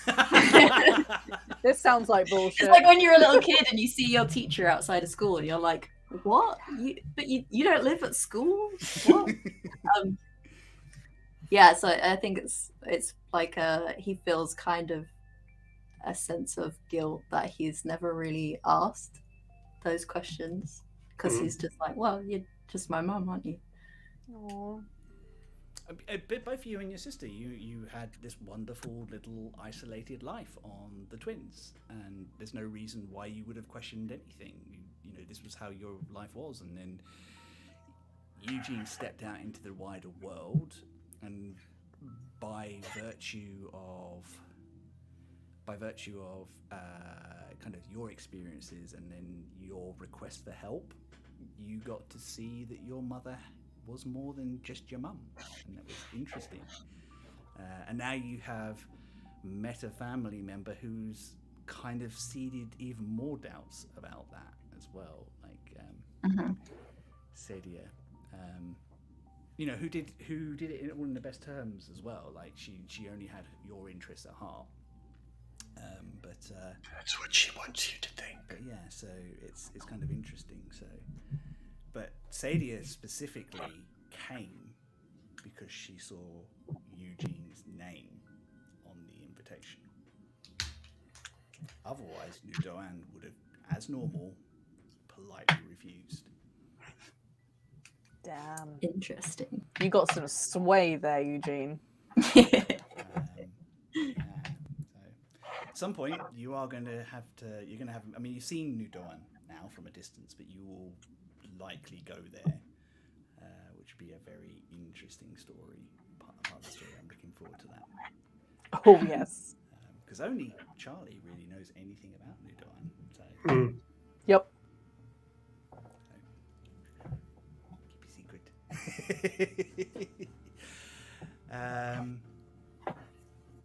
Wayne, what were your favourite moments from the ball? I actually loved the carnival, going back and seeing Julie and some of the characters that we kind of created as part of a backstory, but then to actually see them there and have that kind of camaraderie of people who know you. I really liked that. And actually, to be fair, I did like the fact that the ball went through this whole kind of thing of like being all excited about it being all pomp and ceremony, and then it was kind of like a bit of intrigue, and then there was like utter chaos, and then like there was such a journey through the whole thing. It was I kind of enjoyed the fact that it was all of that. Return of that rascally rabbit. I didn't enjoy that bit. Nope. Nope. And the introduction of Pyron Pyrus as well. Yeah, who now in my head it just looks like Jack from The Incredibles. Yeah. Sorry. Dear. Yes, so yeah, kind of, and now having looked back on that and kind of gone through more of your adventure, you now understand how Cotton got in and what his sort of eventual goals were, like cause more chaos. Well, apparently we can ask him next time we see him. No. Summon rabbit. That's your next spell. It is not. God. Well, I did banish him, so it seems fair that I should be able to summon him. I think so. Yep. We'll have a look into that. I mean, there's a summon undead spell. Might be Oh, associative. I don't want that. If you could just summon him so I can punch him in the face, then you can send him back. Just summon his face. That'd be great. Just his Just summon the face. face. Yeah, just the face. Yeah. And Charli, what about for you and Aisling? I really liked, obviously hanging out with Ulf was fun and lovely and wholesome, but I really liked the bit with the fortune teller and the like tarot card situation. That was cool. Because that was some nice little extra layer of foreshadowing mystery stuff. And I love that. Oh my That's God, my I favourite remember flavour. nothing about what she said. I've written it all down. It's fine. Yeah, I I'll rewatched send it. It was very foretelly. I'd have to rewatch Yeah. that. In that vague way that fortune telling always does. Yeah, that's what I quite liked about it. It was very open to interpretation and very vague, and it was just I think Charli and Aisling were both like, oh. That kind of just sums Aisling up, though. Yep. Look, Aisling, cheese. Look, bread. It's fucking funny that her thing is cheese because I, Charli, am weird about cheese. Is that what? Like- what else you can ask you? Is there a reason you chose cheese? No, it just sounded funny. It just seemed funny. But no, I am one of those weirdos that doesn't eat cheese unless it's melted or cooked. Okay. Like, I don't fuck with cold, or the thing that really annoys my housemate is when I call it raw cheese. I don't fuck with raw cheese. Because he's Raw like, cheese. cheese can't be raw. I'm like, yes, it can. So if you cut it up into small pieces, is it cheese sushi? Yes. I don't like it. I don't like it. Paninis, pizzas, grilled on top of things. Yes. Raw cheese, no. But Aisling will just, it could be non-Newtonian cheese and she'd eat it. It doesn't matter. I mean, which does bring me nicely to one of Rooney's questions, which was, how much cheese would Satyr if a satyr could stay sated? Oh, that's a good. I mean, the sentence is a hellscape, but I love it. I did think that was brilliant. I just, Mum's gonna hate me so much because I keep reading out what she texts me, but I just got a text from her saying, "No, you chose cheese because your mum loves it more than chocolate." Yes, I chose cheese because mum loves it. Subliminally, it was a tribute to your mother. Yeah, just another way that Charlie's mum influences our game. Exactly. Just another way. Yeah, to answer that question, I again wrote down. I said a fondue set, but big enough to submerge an entire baguette in. Like a full, yeah. Know what your next magic item is. Oh shit! I think it's got to the point now where even like the smell of cooked cheese just it makes Eugene feel sick. Oh shit! He's definitely reaching his saturation level. Sorry, Eugene. It's not going to stop anytime soon. Oh yeah, I know. Off the back of sorry. Oh, Theo, sorry. Carry on. Oh no, it's finished. Oh, sorry. I'm going to spin off the back of that. Just say, Charlie's mum emote when. Oh my god. Yes. We need to look at our emotes, and we need some new ones and updated ones. Theo, who is our emote master, has been super busy, being amazing elsewhere. But I'm sure we can come up with something. What have you been doing, Theo? Oh, nothing. What's going on? No. I love that. No, global deals for graphic novels or anything. No. God, NDA. I don't know what you mean. I'm going to choose a question this time, and I've got one from Hedge. Going back to guests.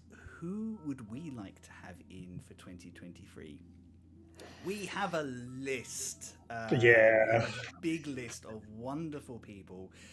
Not only getting back some of the wonderful people that we've had on for different things before, but also just kind of reaching out to different sections in the TTRPG space. But keep an eye out. We're just gonna to quote other people. We're just gonna shoot our shot next year and just ask people and see if they can come and join us. And see what we can do. So expect more guests, more collaborations, and. I mean, I have some very high targets in terms of guests. We'll see whether it happens, but I have some very big plans. But we also want to aim high, and we want to keep our friends involved as well. It's one of those things we want to do both. We feel like we should do both. Chris and I talked about this, and actually, Charlie, we were talking about it the other day as well. There are some people I would love to have on as guests that are big names and stuff, but I still would never have anyone on that I didn't think would be just a real laugh to play with. Because I've seen games where they've got on celebrities or comedians or stuff that are there just because of who they are. And some of those have been fucking dreadful games where it's so forced and so awkward. So I would still, the proviso would have to be that we think they would be a real laugh as well. And just fun to play with. People we wouldn't. It's someone who is full tactics, battle this, tax that, numbers, rules, wouldn't really... No. Wouldn't gel with our vibe. Wonderfully efficient we all are as players. I mean, one of the ones that pops immediately to mind as one of my ideals, which it's reaching, is Ashley Birch. I'd love to get. I'd love to play. I'd just love to play with Ashley Birch. I think she would be hilarious to play with, and I think she'd fit right in.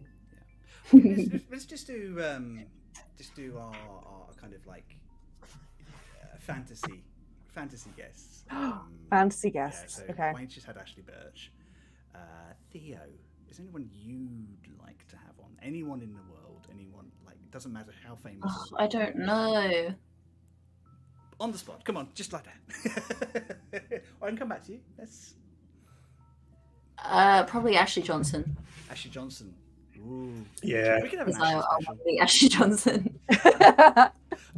I think she's amazing though. I like She her. followed me on Twitter for a while. I have no idea why. I assume it was a mistake. No, it wasn't. Of course it Because wasn't. Your artwork is amazing, and you're Yeah. a really cool person. And you're a big nerd. Michelle says Brendan Lee Mulligan. I think he'd be amazing. Oh yeah. I love him so Yeah. much. I would love to play with Deborah Ann Wall. Oh, I think yes. she- But that's not an Ashley. Come on, choose again. Needs to be an Ashley pick. Yeah. All Ash. Oops, all Ashleys. Oops. Oops on Ashley's. Yeah. Oh my god, now the pressure's on to think of another Ashley. But yeah, I think Deborah Ann Wall would be mine. I think she's an amazing player. I think she's an amazing storyteller as well. And she's just a lovely person. And I think she'd just be fun. Charli, sorry, I've left you till last on this one. Oh, how dare.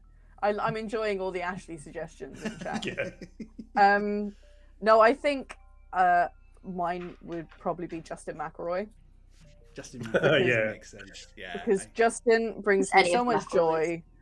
And yeah, any of the McElroys. But in terms of like our vibe, I feel like Justin I think would Justin be best. Get it. Yeah. Yeah. I think Justin And, would get it and have a good time. Yeah, and I'm just so very deeply in love with him as well. So that would take a huge fantasy fan joy for me, Oh god. and yeah. would be really, really fun for the stream, I think. Yeah. So if you could just get on that, Chris, if you could just book him, that'd be sure. great. We'll ask. Yeah. we no, seriously though, don't threaten me Oh with a good God. time. I feel like they may have. I feel like we may be a little stretched to get their fee sorted, but we'll give it a go. I think I might, if that happened, I think I might throw up with joy. And I'm not exaggerating. But I think it might happen. It's like when I saw Trixie and Katia live recently, they were like, them and the McElroys are top of my list of people that I want to see live. And when I saw them, I literally cried a little bit because I was so happy. I love that stuff though. That's fair enough. So there you go, Edge. I hope although we can't give you our full list of people that we've got that we're trying to approach and lined up and stuff like that, I hope that kind of gives you an idea of where our top tier, where we're Well, it's all Ashleys and McElroys. So Yeah. that's our list. Also, we mainly can't tell you because we have no idea whether any of it'll happen. Yeah. Next week, plot twist. Next week. Yeah. Well, guess what? I'm not having some time off. I'm writing emails to people. Yeah. Saying, Freelancing, please yo. come play with Come and play us. with us. We're fun, really. We're not as terrible as we seem. We'll draw you a picture. We are efficient and high. No, we're not. No, we're not. We're not even slightly. No. But yes, and we're also very much looking forward to Miss Adventurers League starting up. Hedge, we're really excited to see what you've got planned. I know you've got some really lovely people lined up for one of your games. So we're ready with the retweets and things like that. So 2023 is going to be your year as well. So we're very excited for you. Hell yeah. Cool. So should we move on to the next section? Probably. To the Kern, episode 25 to 32. Revelations that Eugene's friend Ghost may hold a clue as to where the sky temples that hold the sky shield are. The party set out to the Kern and the home of the Crithoric. The journey is barred in several places by the unseelie Fae, terrifying spirits, newly revealed embers, a group of thieves who have been working against them since they very first arrived in Cloud's Kern. They are not alone, though, as the miners, the magpies, and the Crithoric all have stakes in seeing them succeed. This all ends with a confrontation with Cotton, the revelation that he is a smaller piece in a much bigger game. So, let's go to a mountain. It'll be fun, surely. I fucking love mountains. So, I mean, this was a lot of fun from my perspective, both in terms of getting you to go somewhere not by skyship was interesting, going across land for the first time ever. Getting to introduce you to a proper Fey enclave. That was cool. Yeah. Which is really Yeah, Thank that you was a lot of fun. for giving me an opportunity to flesh that out as much as possible. By the way, you lot absolutely. What, we wanted to go shopping. Yeah. Like, so guys, it's probably a good idea for you to get some rest. Off to the market. Let's go. Shopping! You can't just like casually drop in some place called the Twilight Market I know, without. seriously. Well, I want to go there. Yeah. I mean, what is the likelihood that we would have gone, yeah, that doesn't sound like fun? Yeah. Nah. No. Yeah, you know what? We should get an early night. Big day tomorrow. It's 8 o'clock, yeah. I feel like the Fey enclave was probably the biggest revelation for you all, like just seeing the Fey in their own environment and how chaotic, and that was fun for me to run as well. Meeting Mallory. Ooh, yeah. Oh my god. Was very cool. At some point, you're going to find out more about Mallory, but that might not be my story to tell.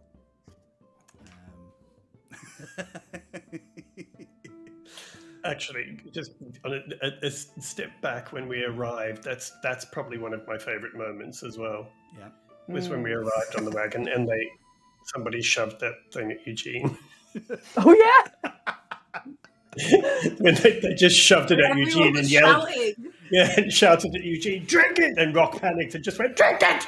That was so funny. I know I watch a lot of cartoons, but like I can see that scene in my head so perfectly. Like it still amuses me every time I think about it. Yeah, that's another thing we need to sort out for next year. We need someone doing animatics for us on YouTube. Totally. Oh, if only. I think it's kind of interesting that it was. I kind of thought it might happen, and it definitely did happen. First time ever, Aisling was the adult. I know. It was nuts. I knew what was best to do in this situation. Buck wild. Yeah. Very weird, and I think it's kind of fun to kind of see that sort of side of Aisling. Oh no, my people are awful. Don't. Yeah. Literally. I kind of loved think it. Because she spent so long away from the Fey chaos, I think the contrast of her now going there was like, oh, these guys are fucking nuts, huh?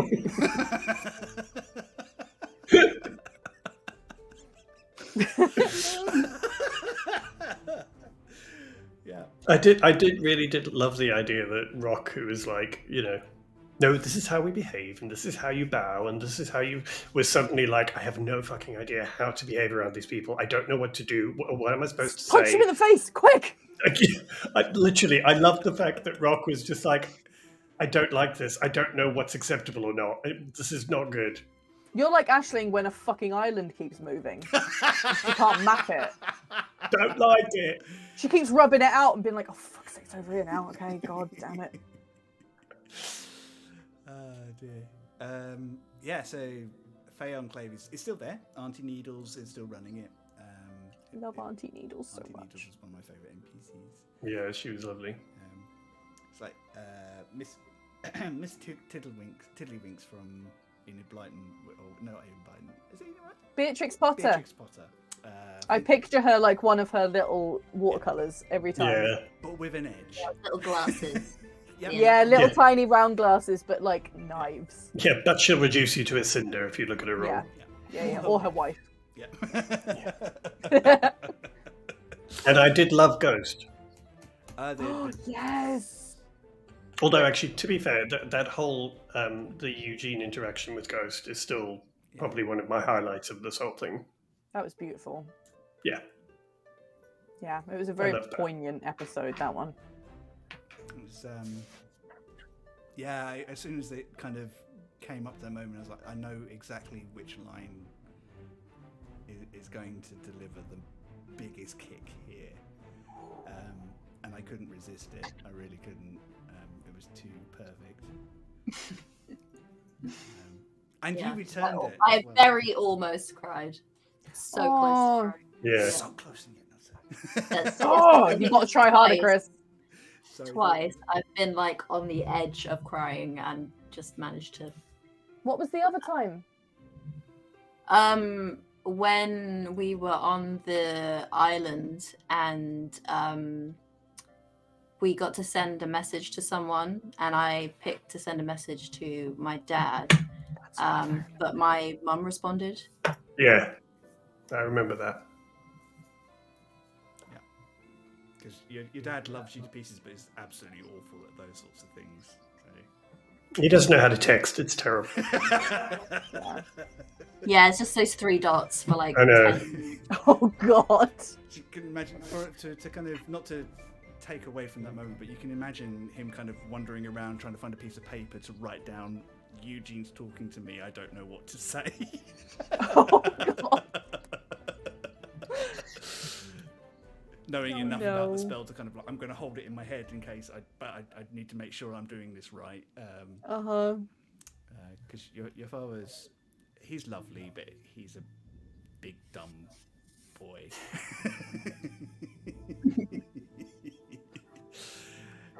Yeah, he very much is, like, in my mind, inspired by well, like his whole relationship with Eugene is inspired by the dad and the kid in How to Train Your Dragon.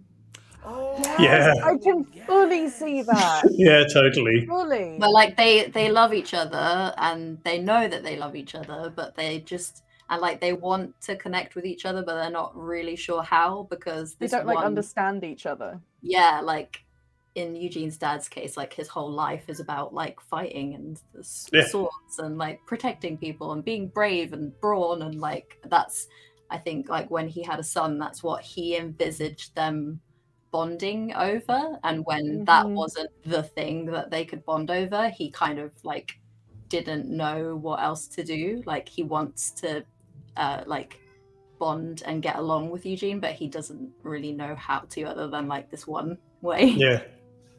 He fusses and he worries as well, which is kind of one of the things we haven't been able to do on stream yet, but we did in your one shot beforehand. Is that he was like, you know, trying to give you weapons and things just to make sure you can protect yourself on the journey and things.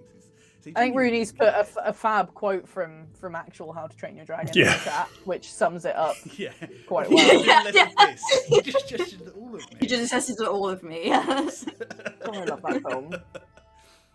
And like I never imagined that kind of was like him disapproving of Eugene or like thinking Eugene should be any different. It's just I think it was more that kind of thing that he loves Eugene and he just wants him to be okay and to be able to protect himself, and that's the Yeah. way that he sees that you can protect yourself and the people you love. He just doesn't understand that Eugene wants to do it a different way. But I think that makes so much sense. It's that kind of that idea of like, I'm very proud of you. I'm so proud of you, but this is how you adventure.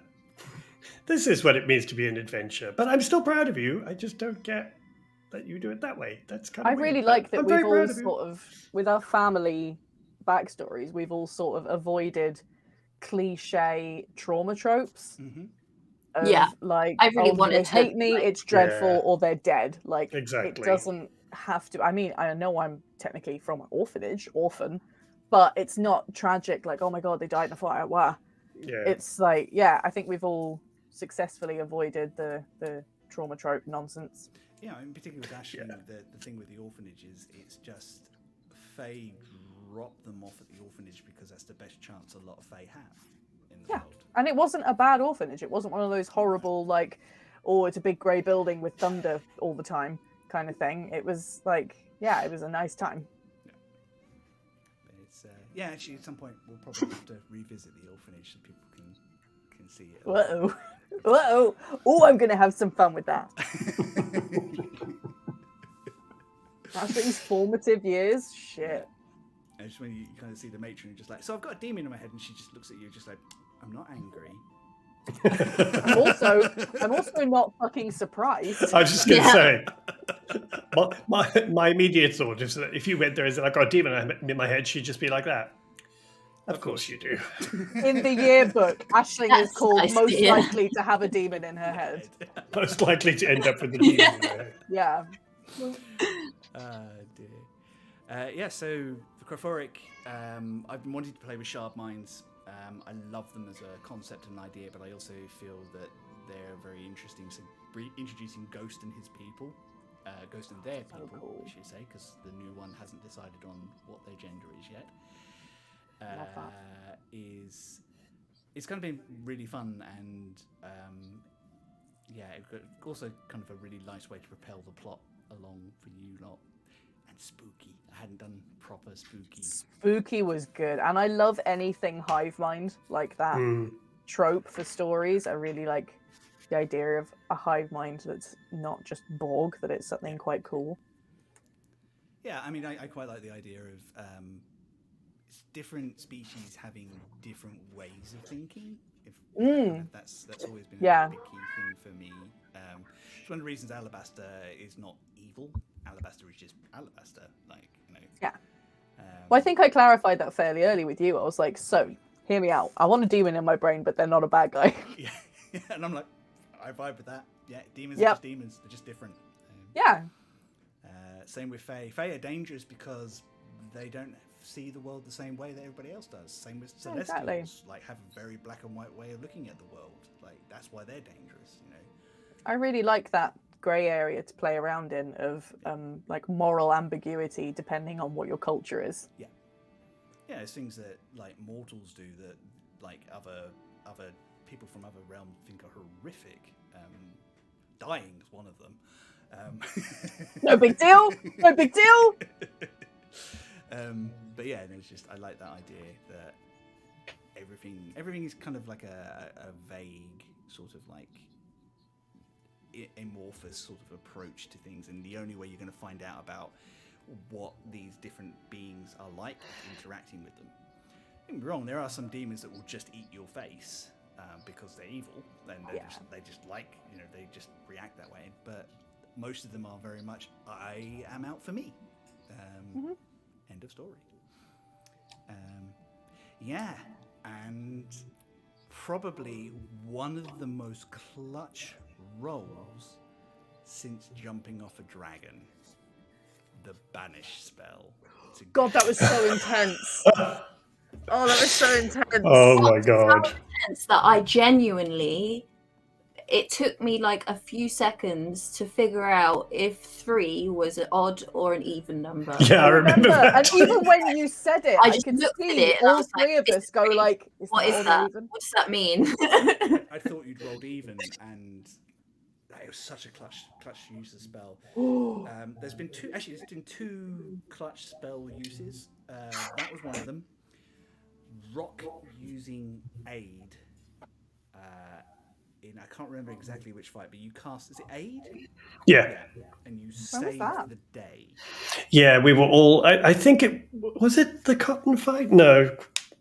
Oh no, it was the ghost child thing. Ghost child. Oh, And yeah. it was where I hate we that. were all on single digit, very low hit yeah, we points. were all a bit. And I fucked. had 1 3rd or 4th level spell slot, and I used aid, which gave us all Temporary hit points. temporary hit points and up to our hit point thing. And Yes, it was I remember that. literally the only. There was one round after that where we managed to avoid most of the damage, and then we kind of beat them. But we were all down on 1 or 2. Bloody hell. Clutch. I love moments like that though. They're kind of real proper drama though. It's, We live for the drama. we live for the drama. We make the drama, or we roll for the drama. But the drama. We're messy bitches that love drama. Theo, would you like to choose one of our questions? Yes. Oh, this is one that I want to know the answer to. Question for Chris. Uh-oh. What has been your favorite moment of unintentional foreshadowing from the players? Ooh. That's a juicy one. Yeah. If that. I mean, there have been some really good. Most of them come from you, Theo, because I think you sit there with your crazy notes and things like that. You actually link things I'm together. Figure it out. I think. Just trying to think because there's been a few.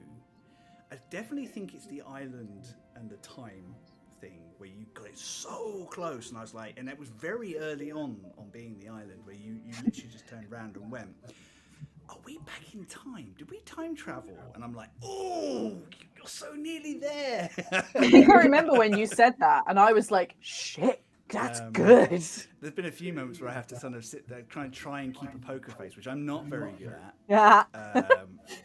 So I don't know, because you're all looking at each other most of the time, so I get away with it.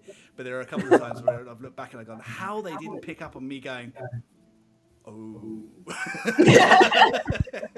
I'm going to be watching from now on. Yeah. Yeah, but I think that was one of my favourite.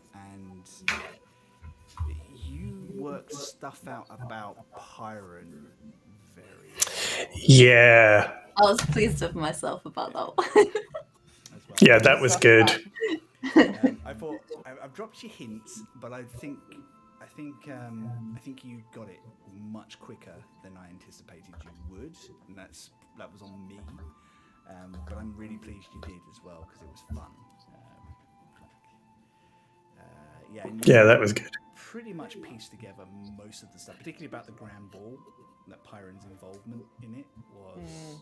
You've put that together perfectly. So I think there was a point when, like, me and I don't want to speak for you, Wayne, but me and Wayne probably forgot that guy even existed, and then you mentioned him, and we were like, "Oh yeah, he fucked up." Yeah. Didn't he? I think I watched that episode back, and it's so funny because you guys were doing something, and I was just in the background like this, like, Yeah. wait. I love that. But I think we were so distracted by the fact that we kept joking about Aisling, like, and this guy being like, oh, the flame-headed guy who's like, because Aisling was like, oh, he's hot, and it was like, I mean, yeah.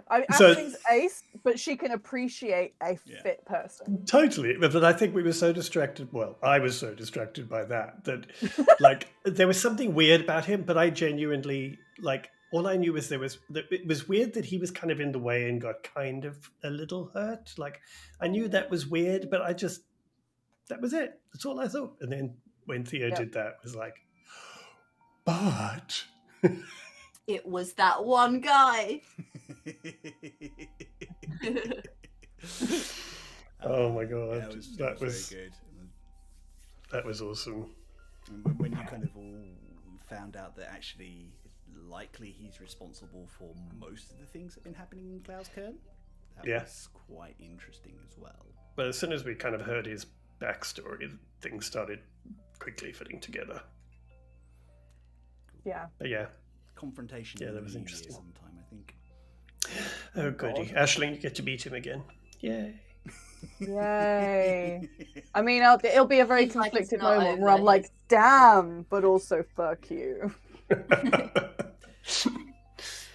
Kind of links into that quite nicely because I think for a while you thought he was in charge, which is fair because it's very hard to see everything that's going on. How did you feel when you figured out that he's just working with the Embers, that there's another boss? Oh, fuck. I don't know. I was just thrown by the fact that they were quite so blatant about not hiding who they were anymore. Yeah. That And was they should probably stop choosing people with fire-related names to work for them. I was just a bit like, okay, so that made me a bit nervous because I'm like, well, if you're not hiding from us anymore, then that means that you're not worried about things, which means you're about to do something big. Uh-huh. Wonder what that could be. No. Yeah, we still haven't figured out what they're up to. Well, we're still going to go back to Aisling's temple as well. Anyway. Oh, God, yeah. One of my favorite quotes is, and I went back and I thought I was going to have a chill time, and then oops, triple homicide.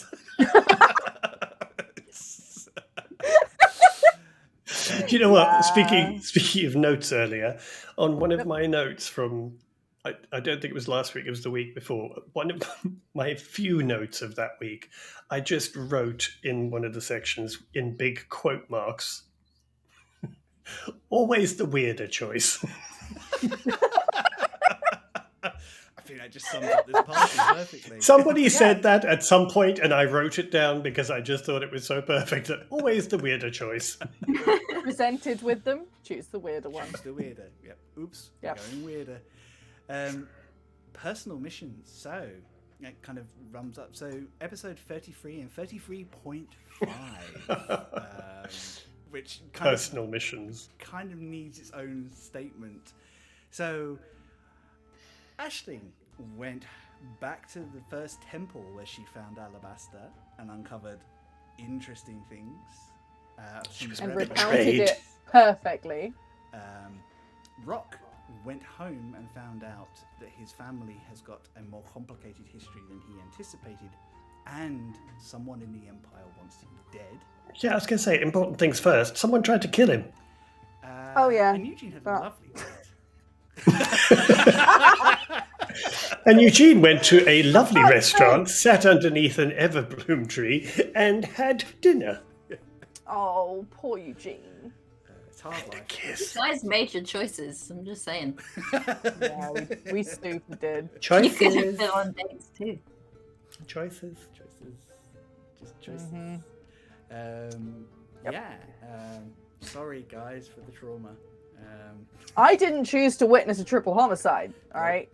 Yeah, it's true. Yeah. You were betrayed. Yep. Yeah. But you weren't even betrayed. You just didn't check. No. You did no vibe checks on that woman at all. You just opened up and talked. You were just Someone friends. came up to me and smiled, and I was like, ah! Friendship bracelets! So you've got another person on your list of quite a growing list at this point of enemies. Fuckos. They're not our enemies. They just decided to not be nice to us. That will soon be deadies. Too soon to be daddy. We'll banish them all one by one. Yeah. If Aisling doesn't make them deadies, Eugene will get Cotton to suck them into some weird dimension. Yep. Problem solved. Rooney asking another important question. Would Eugene have agreed to double date with Rock if he had found an acceptable partner that episode? A acceptable pair of arms. Oh god. That would feel awful, but also amazing at the same time. Oh my god, that really, I Oh, wish I had God. thought of that. Yeah, I would love to see that happen. I would really be wish I had incredible. thought of that. Next time. Yeah, I don't know if Eugene would want. I think he would want that in a way because then he has someone to be like, Yeah. I don't know, to check that he's doing the right thing. But But then as also, soon as- he would be embarrassed. Eugene would have thought it was a great idea until we got there, and then Eugene realised that now he has to spend a whole dinner with his date and Rock opposite him. Just giving stink eye. the Especially whole given time. how like Rock feels. Well, Rock acts Yeah. towards. Full That's shade. brilliant.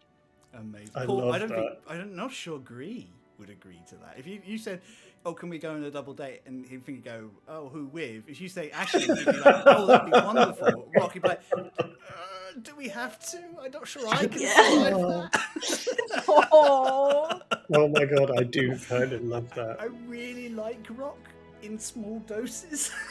I super want to see this happen now. Is the I problem? know, seriously. I so Yeah. wish I'd thought of that. But those episodes did have the that wonderful moment where Eugene asked Rock for advice. That was great.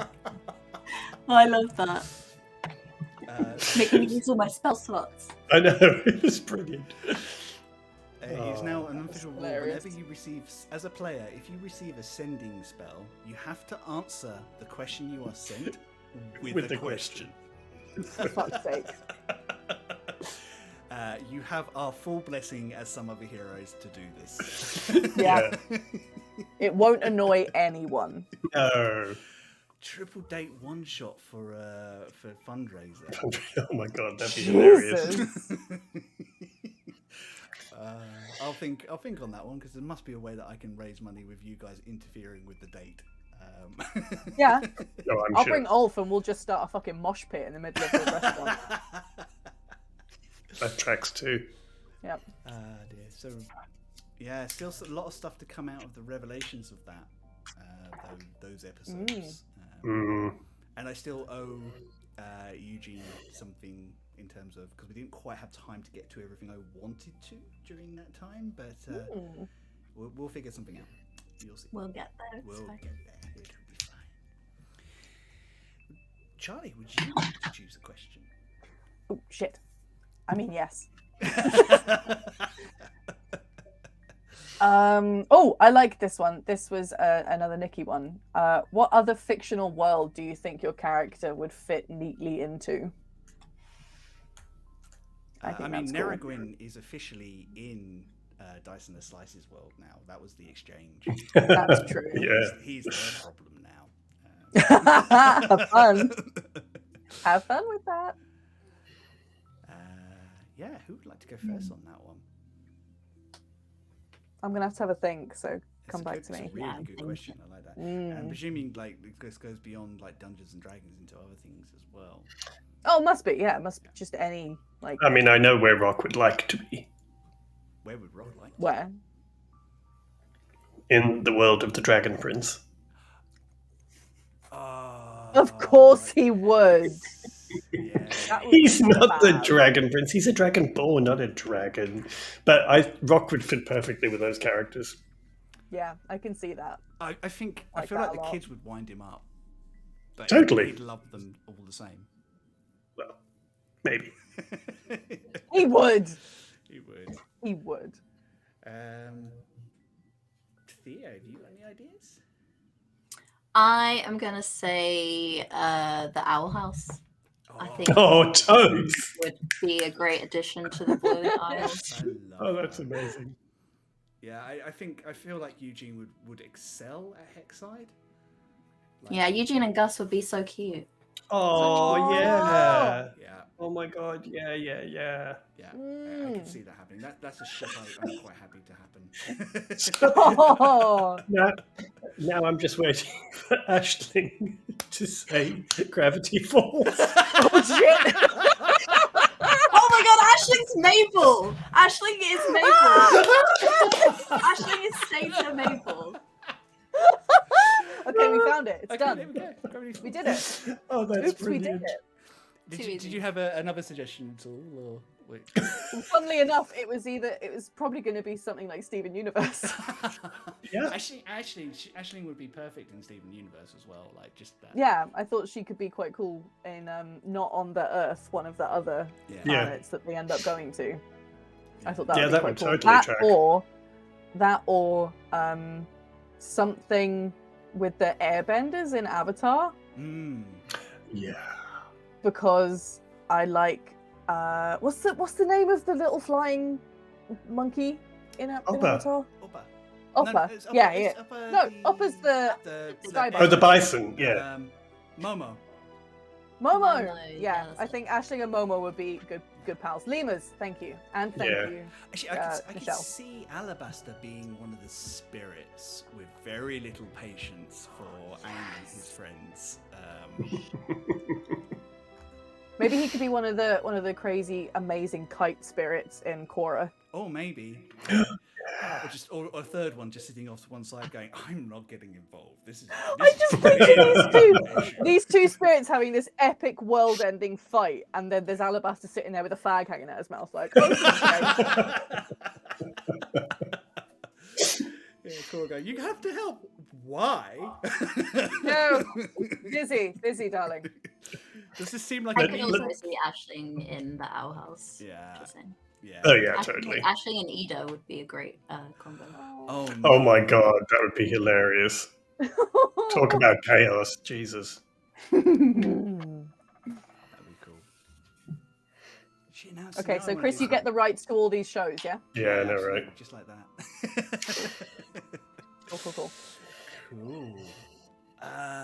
Right. Right, so our most recent story arc, Into the Skies. Our three friends begin their search for the Sky Temples by travelling to Fallen Peak, Vadarak, and the floating forest of Malwind, picking up their new skyship, the Dragon's Hope, a new crew led by the Vagran Sudar Trueshot, and meeting up with their allies in Daklan. In their journeys, they meet the enigmatic Kaja, who posed as in the real-world disaster guy captain, the druids of the floating forest, and one of their most ferocious defenders, Fulton Stump. Yeah. I have really loved getting you guys out because we've pretty much only bounced back and forth between Parshkick and Klaus Kern to kind of get you to see more of the world. Has been really, really fun, and I've wanted to show you Fallen Peak since I came up with the whole concept before the game. So I think the forest thing is probably my favorite environment that we've been it's so cool. Like, I can totally see that in my imagination completely. Yeah.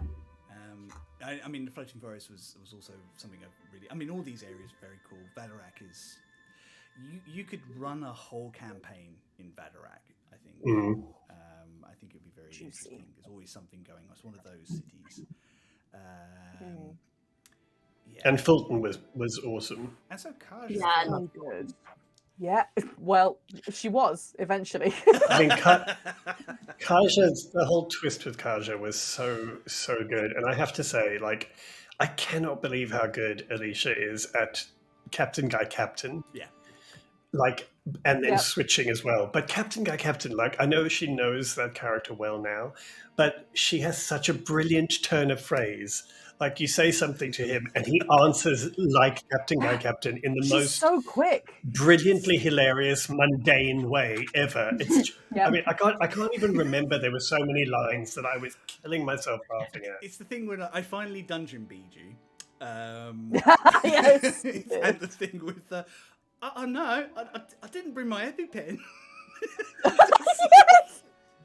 It's so funny. I'm trying to hold it together to run the combat, and there's this wonderful lines coming at me from all over the place. She's They so were quick so on good. it as well. And I've rewatched the clip where she unveils the fact that it's well, you and her unveil the fact that Captain Guy Captain is there. Well, Yeah. He's there. Yeah, he exists, And, but he's not there. Like, yeah. Yeah, but when he was introduced, I just rewatched the clip of us all going like, no, so much. It's so funny. And then Kaja is just like kick ass immediately. Oh, yeah, Yeah, Kaja was cool. Like total badass.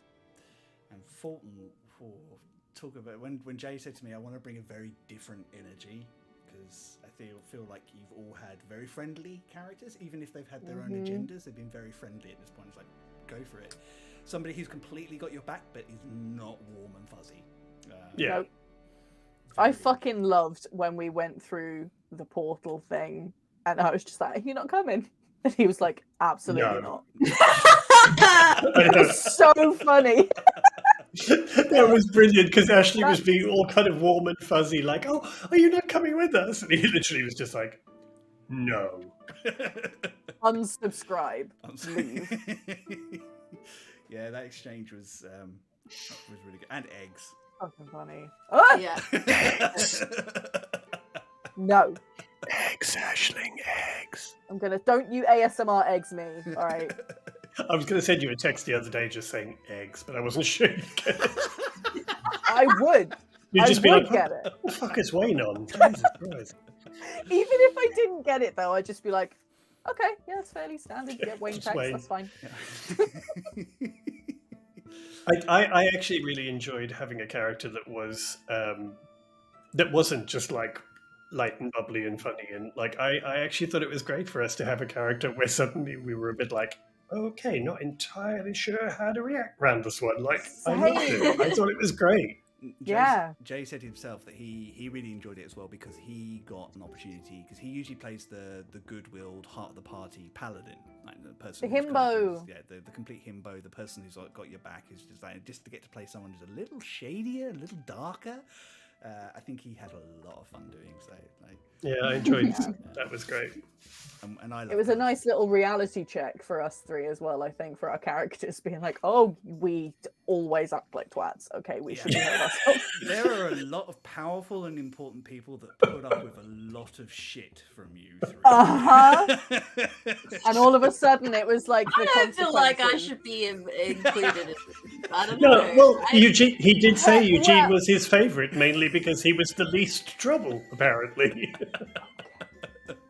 Okay. I mean, that fits. Eugene is the good boy. You are the good boy. I mean, in We're the comparison to naughty students at you the two, back that aren't allowed to sit next to each other anymore. Yes. Yeah. Actually, Aisling and Rock would always be being separated at school if they went to school together. Yeah, but we'd be throwing notes at each other anyway. Eugene would be the kid who would have to be sat next to Aisling because Eugene's normally a good boy. So yeah. Rock keeps expecting to get a letter from Eugene's parents saying, you can't hang around with my son anymore, you're a bad influence. Yes! Totally! Completely. Dear. Oh, speaking of which, I would like to ask this question. Of course, yeah. From Nikki, had asked, knowing what you know now, is there anything you would change about your character creation process for a streamed campaign? Let's look at my character sheet now. Everyone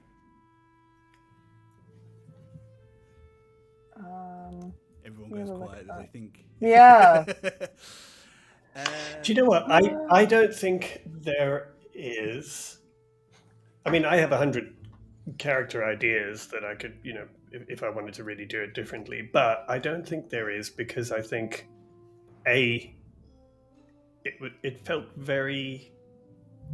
it felt like this group kind of worked very quickly, and so obviously something was right.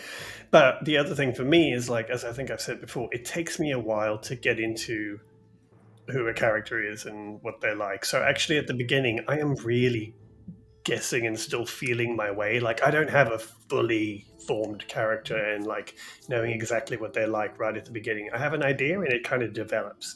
So I think no matter what my process was, it would have developed as we went until it was something I was comfortable with anyway.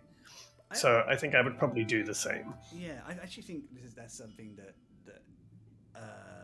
is very important when you're playing a character in the long. Sorry, Rooney just said we would have collaborated and maybe made at least one tank. No. If we'd done that, we'd make all three of us tanks. Yeah, I think it's very important to kind of leave room to grow and change a character anyway as you go. Not kind of like whole sort of like from episode to episode, but going back and watching the first few episodes, seeing how far your characterization, your understanding of who the character is, and everything has come, has been really quite exciting. All of your characters have developed, and that's very cool, and I love that. But I mean, are there any factors that you would probably add into your character, or you would kind of do differently?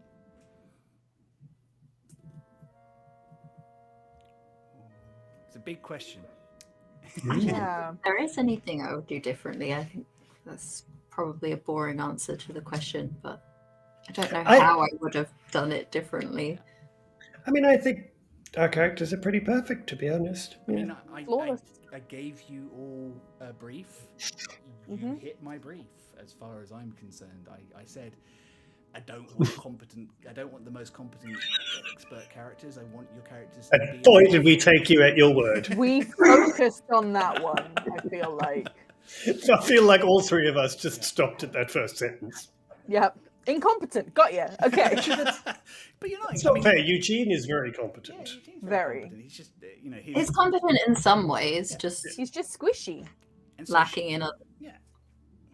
It's just a squishy boy. But those are the most interesting characters that I think to play. Like I like having a character who has like a strength in something, but then like an interesting like weakness as well.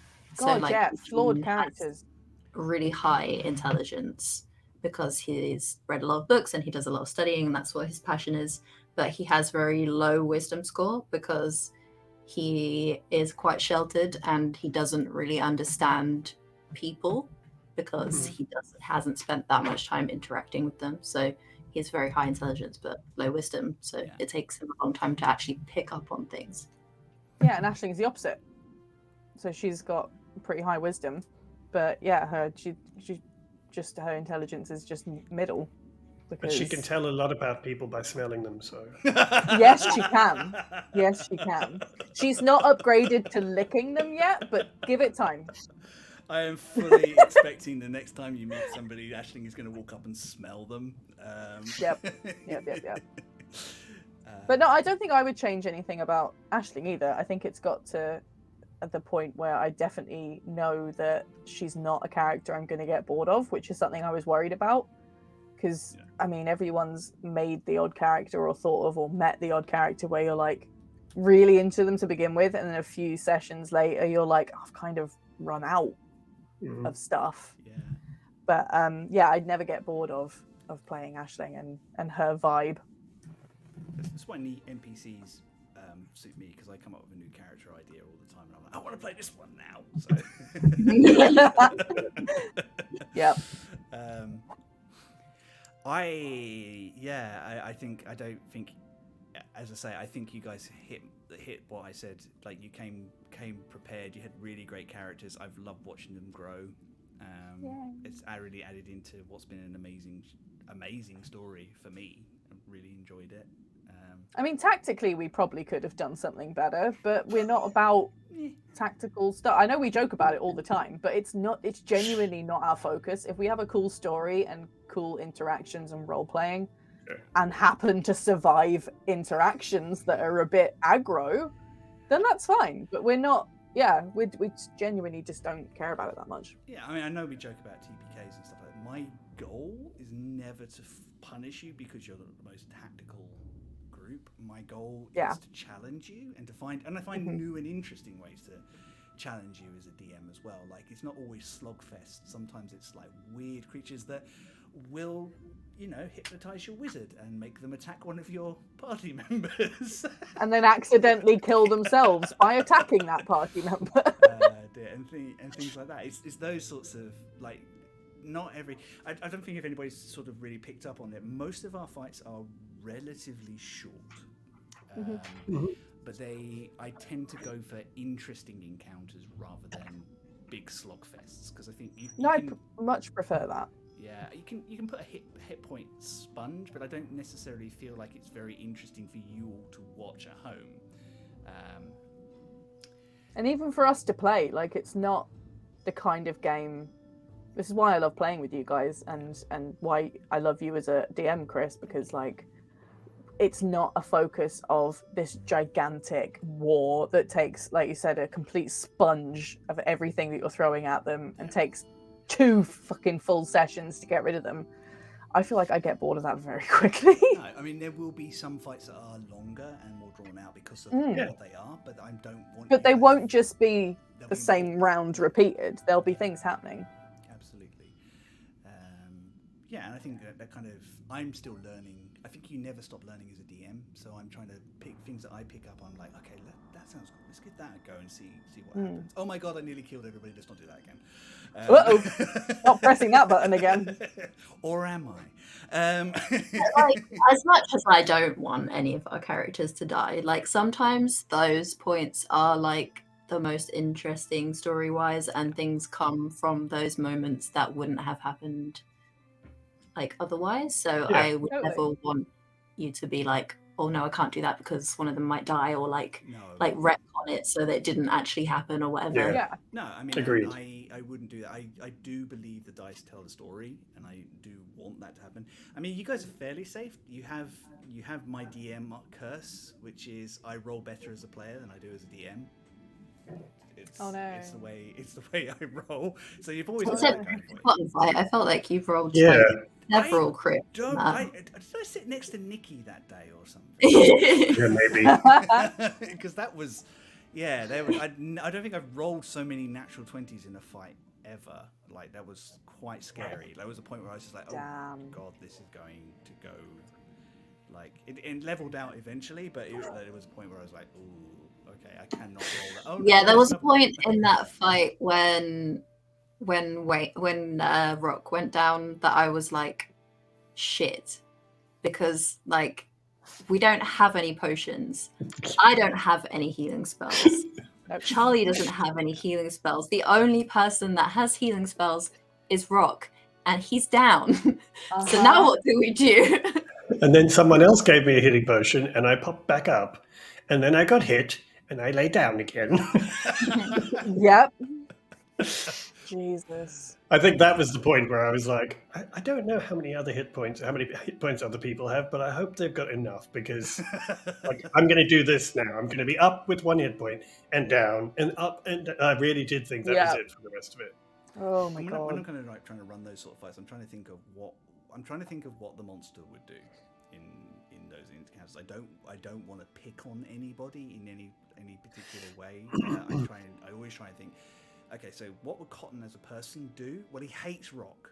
Like, Rock's been mouthy and like aggressive, so he would attack Rock first because Rock is the biggest presence. And then Eugene started throwing fireballs around. He's like, "Oh no, I'm not putting up with a wizard, and I fucking else, rah," sort of thing, and like, go from there. So I always try and roll that sort of thing into what we're doing. I do have a really good question from Michelle. If you can pop that in for you. Did you have a character arc in mind for your characters, like flaws you thought they would work through or will work through, or is it more of a see how things go? Ooh. Big question. I think for me, this is a great question, by the way. Yeah. I think for me, it's a little bit of both. Yeah. In that I had, and still have, a sort of idea of like his personal growth, but obviously that then gets affected by the actions and events of the story. So I think like his initial character arc was definitely like learning that he could rely on himself, and that like there is more than one way to be a hero is like what he kind of set out trying to prove to his father, but also to himself. Yeah. Fucking great tagline for the whole stream, by the way. Yeah, More than totally. one way to be a hero. There are other ways to be a hero. Oh! You're writing this down, Wayne. Oh yeah. But I think in terms of like, so that would be his like first character arc, I guess, is like trying to find that like sense of independence and proving to himself that he can do these things. And now I think it's more like affected by events that have happened, and like building on that. So like his like questioning the role of heroes and like whether his actions have had repercussions, and like what his where his responsibility lies, and like what is like the right thing to do. I love that. That's lovely. I love that sort of thing anyway, and that's really good. I think it's really good for Eugene as well. And I think there is a certain amount of everything you guys have done, although you've done it for the greater good, has had a knock-on effect. Well, I think that first time that somebody mentioned that things happened when the impact on the sky shield, and like there was, I know for me there was a sudden like, oh yeah, just because we were on the island thing doesn't mean, oh okay, so did that do damage? Should we have been thinking about that before we just knocked him down? Like that was a real moment for me, kind of going, oh shit, did we break something? Oh no. It's all right. Oh god. It's fine. Well, we're going to try. Turn the temples off and on again, real quick. Yeah, That's the way you do it. everything plummets just by 3 feet and then stops. Yep. Gotta reset the sky shield, everyone. Yeah, factory reset. No one's updated the software in fucking centuries. We need to sort it out. Everyone hold your breath. We're just going to hit it with a spanner. Oh no! This is what happened. You're the IT crowd. Oh God. Oh no! Oh my god. Okay, who are we all from the I'm IC not Club? going back. I think going back to Eugene is Michelle's... definitely Moss. Going back to Michelle's question, I think my arc, genuinely, I've kind of left up to Chris. I had an idea of my backstory and kind of why that had happened and what my motivations were and all this kind of thing. But up to the point where I met Eugene and Aisling, Rock's journey had been very much one of just go where the wind takes you. It's writing my own story. It's adventure. There is no greater purpose. It's fun, and it's just being out there doing stuff. And I knew that the family and that kind of thing would at some point come into my story arc, but I completely and utterly left it up to Chris to decide when and how. I think, but that's also because Rock's intentions have always been to set out and write stories, write his own story, make adventures. He doesn't want to kind of plan what next step is either. So for me, I just wanted it to kind of go, I'm going to see what happens. And there was never a plan for it to be anything further than that. But that's because I trust Chris to do what he thinks would work. And I think without revealing anything else that's going on, my story very much has been, you have to face up to your past, is my message to Rock.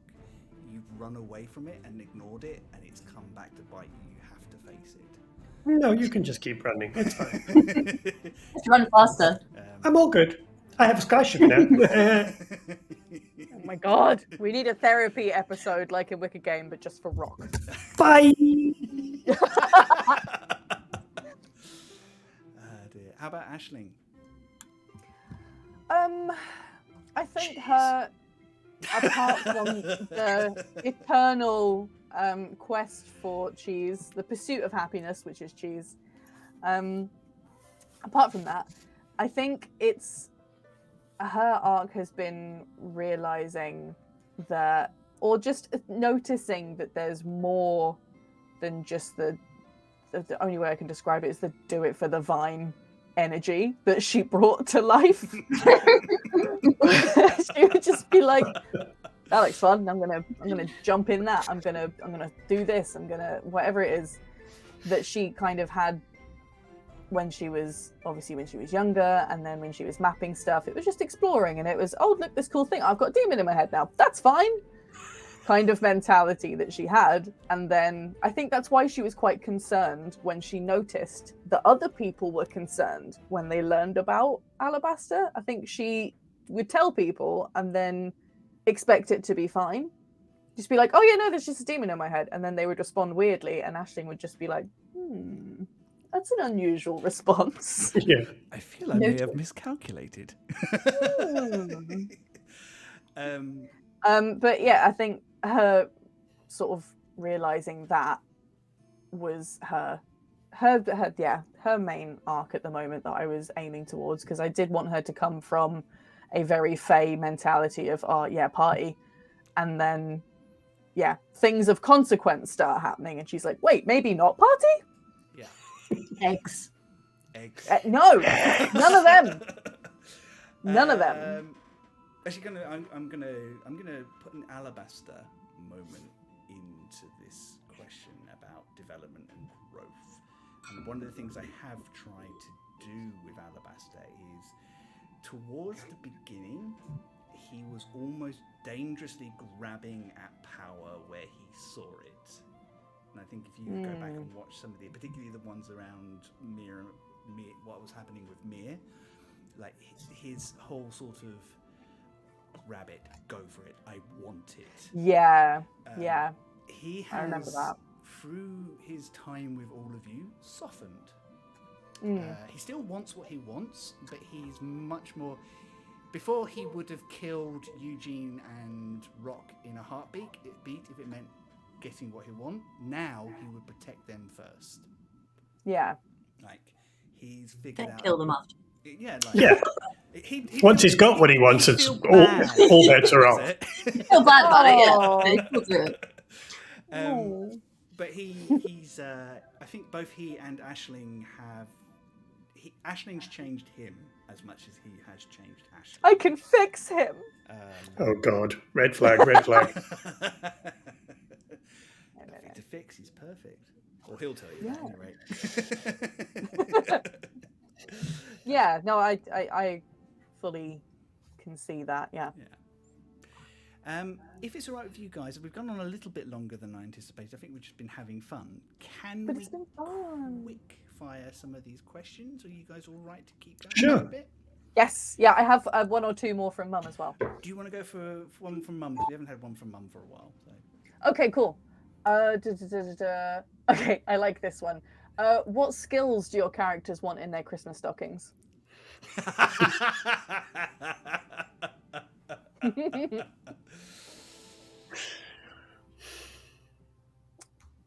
Trying to think what Ashling's might be.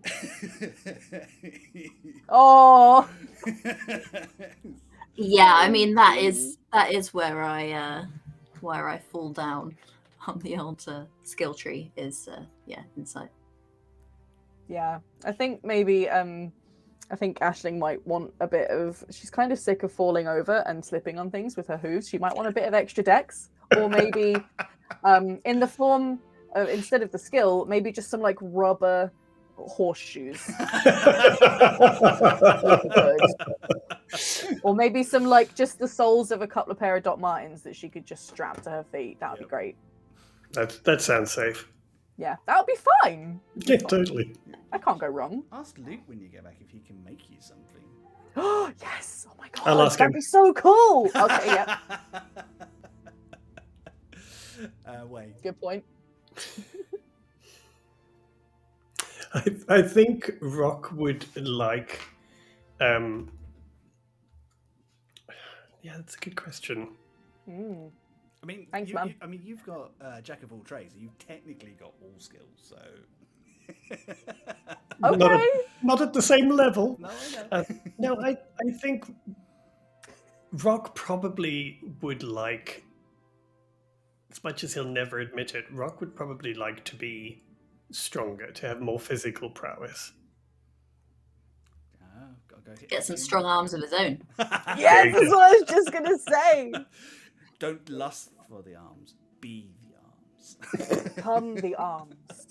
Yeah, I think that's probably Rock's view on it, but he'll never tell you that. Amazing. Right, so Rock's Christmas present is a gym membership. Alabaster wants a body. I'm working on it. He's got one. Working Oh on boy, it. it's Crashlings. He took one. It'd be much more fun to hang getting out there. with Aisling rather than have to force her to carry him around all the time. Like he's in a papoose. Brain A brain papoose. Yes. Oh shit. Oh, boy. that's what I'm calling hats from now on. Brain Brain papoose. papoose. Yeah. Amazing. So another effing castle asks, are there any character tropes that you actively keep in mind to avoid when you create new characters? I like this question. For sure I do. Yeah, toads. Yeah. Well, I went first last time. Who wants to? Well, That's I think Charlie mentioned it earlier, but like the intense trauma backstory I try to avoid. Like that's fun to do sometimes, but like not every time. Yeah. And if I am going to do that kind of backstory, I want it to at least be like interesting and plausible, and make sense.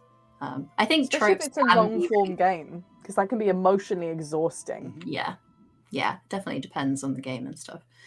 I think tropes can be really interesting to like I wouldn't always want to avoid tropes. I think sometimes tropes can be fun to like lean into or to like have like an interesting take on.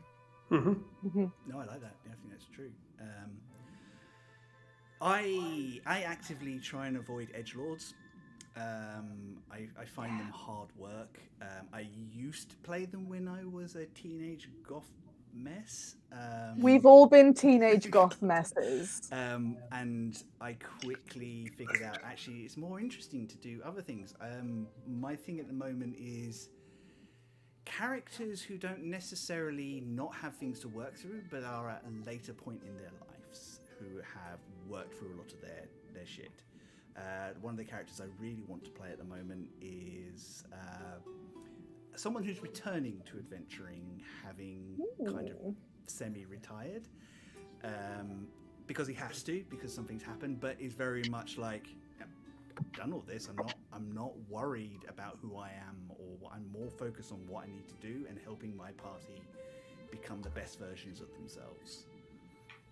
It's why I enjoy playing older characters, in particular Miriam, because she could have the too old for this shit mentality, and not have to worry about, like you said, her personal development as much. She's more just like, oh dear, what's this? It's not because these characters don't have things to learn or lessons that they can grow into, but it's just this whole idea that the same again, that classic sort of like, even if your parents were killed, well, play the character who's avenged his parents' death. Already done that. Or has just grieved and dealt with it. And grieved and moved on. Yeah. And gone to therapy, like you're saying, Rooney, has gone to therapy. I'm finding those sorts of characters a little more interesting these days. Yeah. I think for me, it's not so much about tropes, because I always kind of try and think of a different way of interpreting it, just because I enjoy that challenge. But I think for me, one of the realizations, kind of getting a bit more experience with D&D, was realizing that trying to make a character that is optimized is actually the quickest way to make something that's boring, personality and roleplay wise. They may be able to hit and do 90 points of damage with a single stroke, like, sure, that's great in combat, but actually realizing that there is no point when you're creating character looking up, like, what are the optimized stats and all that kind of thing. It's way more interesting for me personally to play someone that I'm like, I have an idea for a character. What would that be? What would their strengths be? Would they really have that? Like, that for me, I've discovered is way more interesting to play as well. Yeah. But you have to get past that point of like your first couple of characters where you're like, I want to be a barbarian. Great, I have 900 strength and I have the biggest weapon I can find, and I've searched online and found the best skills. Because for me, I tried that and it ended up with a couple of characters that were just a bit dull roleplay wise. Completely. Yeah. It's one of the reasons that when I was setting what the limits were on your stats, I said nothing higher than 16. If you start at 18, you've got very little to go. Little growth that your character, even the things they're good at, they can't get better at, which kind of stumps that feeling of reward as your character gets stronger at what they're good at as well. So cool. I think for me, the tropes I don't really enjoy, or characters I don't really enjoy playing, are ones that are following on kind of from the edgelord and from finding it that you can get bored of characters really easily. It's characters that are straight up mean, and I'm not talking about shady, because shady's hilarious and fine, but characters, if you're like a really gruff, mean, like trying to be a bit of a dick to everyone, that I would find, I've not played a character like that because I know I would find it like emotionally exhausting. Yeah. And it would just feel really bad because we're playing with friends, people that we love to bits, and I wouldn't want to roleplay or otherwise be shit to them. Lone wolves are boring in these sorts of settings. Like, you can have those very elements, boring. like you can have that whole sort of, I'm slightly damaged, I don't trust easy, but you still need to have an active reason to be with a group of people. Or at least have an arc that kind of develops that or shows why or something. But I mean, we have played. Sorry, carry on. No. I was going to say, we've played with a character that, somebody started playing them quite edgelordy. And after we'd been playing for a while, you could see that they basically had backed themselves into a corner and didn't know what to do with it, because they'd been so distant with the rest of us that everyone else was building a rapport in this kind of little team, and they were the one who was kind of like up in the belfry, kind of hanging out with the flappy cloak and stuff. And it was like, it started out because it was funny that it was a trope, but actually it was very quickly realized that he backed himself into a corner and needed to figure out how to now break that ice to become a bit more part of the team. Yeah, and that would be, it's like those kind of characters can work for things like one-shots, or for, like you said, if they're planning on breaking that habit fairly early on, and not out of necessity, like out of, I know I've planned for this character to come in as a shit and then immediately realize that and sort it out. But if you're planning on being that character for the whole time, that's not going to be fun for anyone involved. I mean, let's be clear though. There are some characters that are, without a doubt, tropey and all the rest, but are fantastic for like one shots and stuff. There is no question about that. I mean, totally, yeah. But I think that's feel when like tropes are quite fun, because like everyone immediately kind of gets what the character is about, because it is a trope, and that's why tropes exist, basically. Yeah. I mean, if anybody would like to see an example of that, you should just watch our characters in Some Other Monsters. Yes, that's a very last good year's point. Some Other Monsters. That was like I loved playing. Her name was Iris, wasn't it? Yeah, Iris Moon. Yeah, Iris Moon. That's it. I loved playing her, but I guaranteed that if I was playing her for any longer than that, I would get exhausted. I played Agrabon. Yeah, none of those characters are designed for more than one shot. They're brilliant about them. I mean, my character, the idea of playing that long term, like, I just think one of the actual players would probably kill me. I would have died laughing, I think. It's so funny. My character was literally goo, so I'm playing that for a whole campaign. You literally played a pile of goo. I forgot. I need to rewatch that. That was so fucking fun. Yeah, it was really good. I want to do another one of those with something. We'll figure it out. For next year, we're going to have a plan beforehand. We'll get another Some Other Monsters of some kind in. Yes. But actually, going back to what somebody said earlier, there is a joy with those playing flawed characters, like in playing something different to what you usually play, like particularly with low intelligence characters. Like in one of our other games, I made a character that was a monk, and she was as dumb as a box of frogs and as crazy. It was actually really freeing to not ever have to kind of do so maybe if we go around this way, or she was the one who threw like caltrops off the back of the car when there was an armored tank behind us, because that's what you do, right? This thing's chasing you, throw tiny little caltrops in front of it. Like, oh my God. I loved the fact that people would do all this kind of like, what do we do now? And she would be like, hit it? It was really freeing to play someone that was just dumb. It's very cool. I'm going to jump through some other questions. When is Rock going to get an adorable animal sidekick? This is from Rudy. Absolutely not. What? What would it be? What creature would it be? Like a poodle or something? No, there will be no creatures. It's bad. It's bad enough that we've got Pocket. I'm sorry, but the image of Rock with a fucking poodle is sending me. Oh my God, no. Yes. Rock would never have a poodle. One of those perfectly, I will. One of those perfectly groomed, like has orbs as a body. Not a chance. Poodles. Rock would never ever have a pet that would attract more attention than he does. That's a good point. That's a good point. Yeah, that's true. Besides which, he would never trust an animal around Clementine and Pocket because he secretly thinks they're both out to just slit everyone's throats in the dark. Clementine's not even real. I'm sorry, but Rock secretly loves Pocket. I know it. No. Yeah. Nope. I call bullshit. I've got my dice ready. Can I roll insight on that? Didn't you make him a scarf once? What? Didn't you give Pocket a scarf once or something? He was drunk. Yeah, a little bow tie to match yours. Wasn't that it? He was drunk. Yeah, made sure that Pocket was as well dressed as Eugene. And you got Gree a scarf.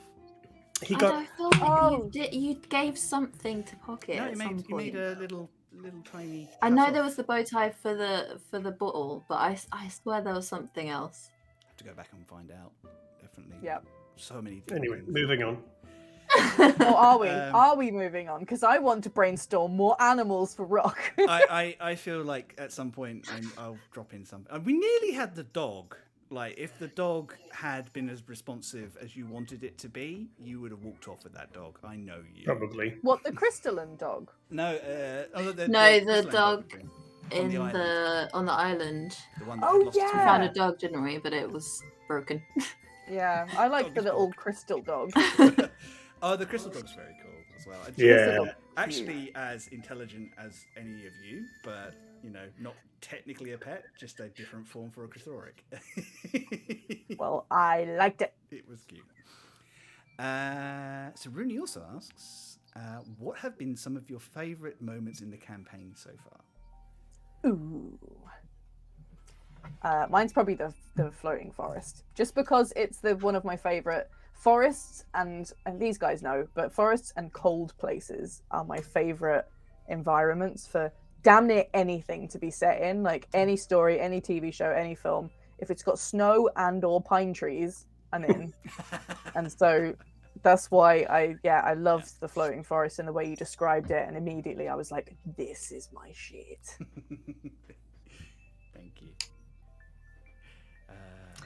I think my favorite episode is probably the battle for Vesherin, when we were all like just how epic it was, and I could really see it in my mind, kind of a battle for Helm's Deep kind of situation. Yeah, that's kind of how I picture it as well. When we were looking over the wall and they were kind of coming down below and they were throwing down fireballs, and I could completely visualize that.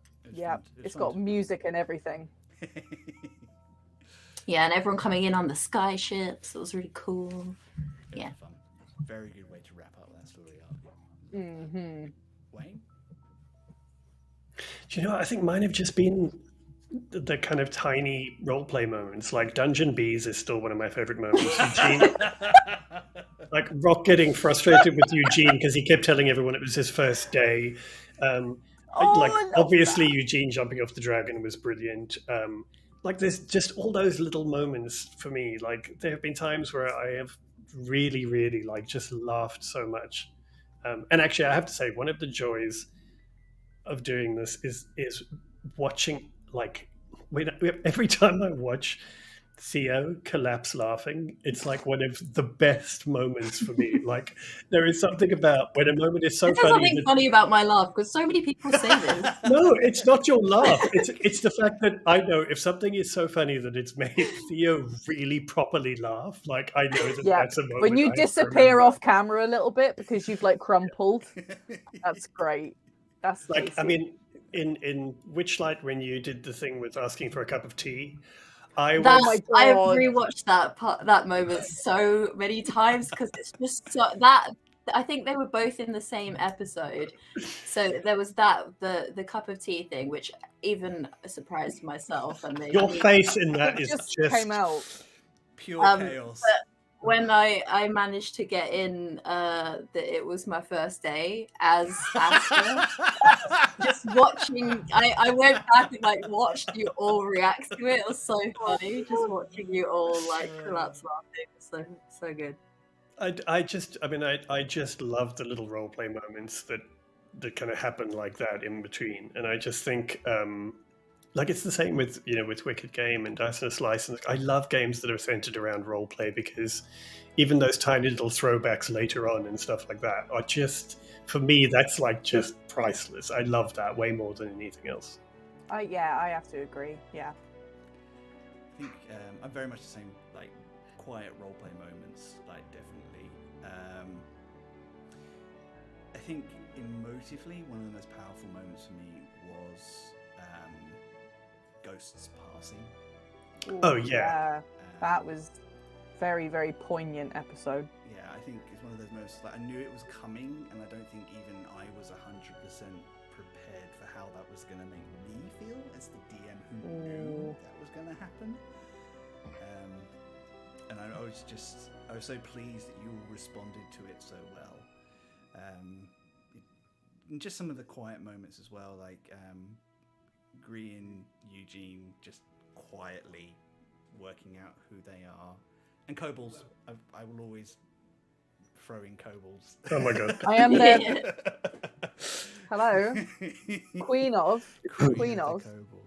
Actually, I have to say one additional thing on that, which is, I know it's going to sound a bit naff, but it's the end of the year and everything. But one of my favorite moments was probably around like episode 4 of doing this. When I really, because I was kind of new to streaming, where it really suddenly struck me that there were like people who were joining us every week to watch and kind of comment. And like I remember having coffee with Michelle in person and just kind of being so excited. I was like when people started interacting and chatting with us, and I was like, oh my god, this is like, it's really lovely. Like people are actually enjoying this with us, and Like they've chosen to be here on purpose. Yeah. And I think just because I was kind of especially new to streaming, I was enjoying playing it, just imagining it's just us as friends playing. But then suddenly realizing that actually I can also enjoy that, and people are like intentionally joining us and commenting and laughing with us, was a real kind of moment for me, I have to say. The first moment I fully realised that we agree. had a community was something special. Like, you hope, but we've always gone with the attitude that we're going to do this regardless, like, because we like doing this. Yeah. But having people come around and just enjoy it is, I mean, I know we say it every week, but we really do mean it. We really love having this community around us, and we love that you come and join us. We love that you join in. And people pitch up to watch a bunch of queerdos do stuff. Yeah. And actually, following on from that, I found it really, really cool quite how much Mum has got into it. I know I'm monopolizing Oh the my Mum God. thing right now. But I think when Mum first started watching it, because I remember, I don't know if she remembers this, but I remember when years and years ago I asked for the D&D handbook for Christmas, and when I unwrapped it, I remember Mum going like, "Okay, so I flicked through this. What is this nerd shit goblin nonsense? What is this goblins and elves nonsense that you've asked me to read you?" That's amazing. But listen, the moment, "Okay, Mum, you don't get it." the moment with your mum that really hit for me was when you showed us that your mum was sending you after our episode, like theories of what was happening and stuff. Like the fact that she was so invested that she was like, I think it's this. And I think like during the show, for me, that was like, we've arrived. Yep, we're famous now. So you're buying Charlie's your mum thinks we're cool. Yeah. She does. It's so cool. That's why I said we put that thing out on social saying, we're Love our we're mums. the mum's favorite episode, favorite Mum beloved, yeah. stream. When you're buying Stormwreck Isle for your mum, the new starter set, you get. Oh, it's Christmas. Oh shit, she's watching. Don't ruin her Christmas present. I didn't do anything. It's not my fault for once. Charlie's basically training her mum up so that she can guest with us this year. Yeah. Yeah. Yes, Yeah, so let's that's- get Charlie's okay. mum as guests, please. Oh, Uh-huh, why didn't I new say dream that on the guest. question earlier? I know, No, right? new dream guest, Mum. That was Come on. Charlie's mum. Thingy. What? Emote. Sorry, my brain's. Oh, yeah. brain is shutting Oh down. yeah. End of the year, Yeah, we'll do that, definitely. Do you have another question from your mum, Charlie? Oh, hold on. Let me check. Because we'll do Let me one check. more from her, if that's okay, and I've got one more from Nikki, and I think we'll close out. We haven't got to everything because you guys have been really good. You spoiled us with some really good questions. I think we got Thank through you, everyone. all the mum questions. It's mostly just comments about how she's loving how we're having a great time and she's really enjoying this episode. Yes. Very chilled out. Okay, so final question for today.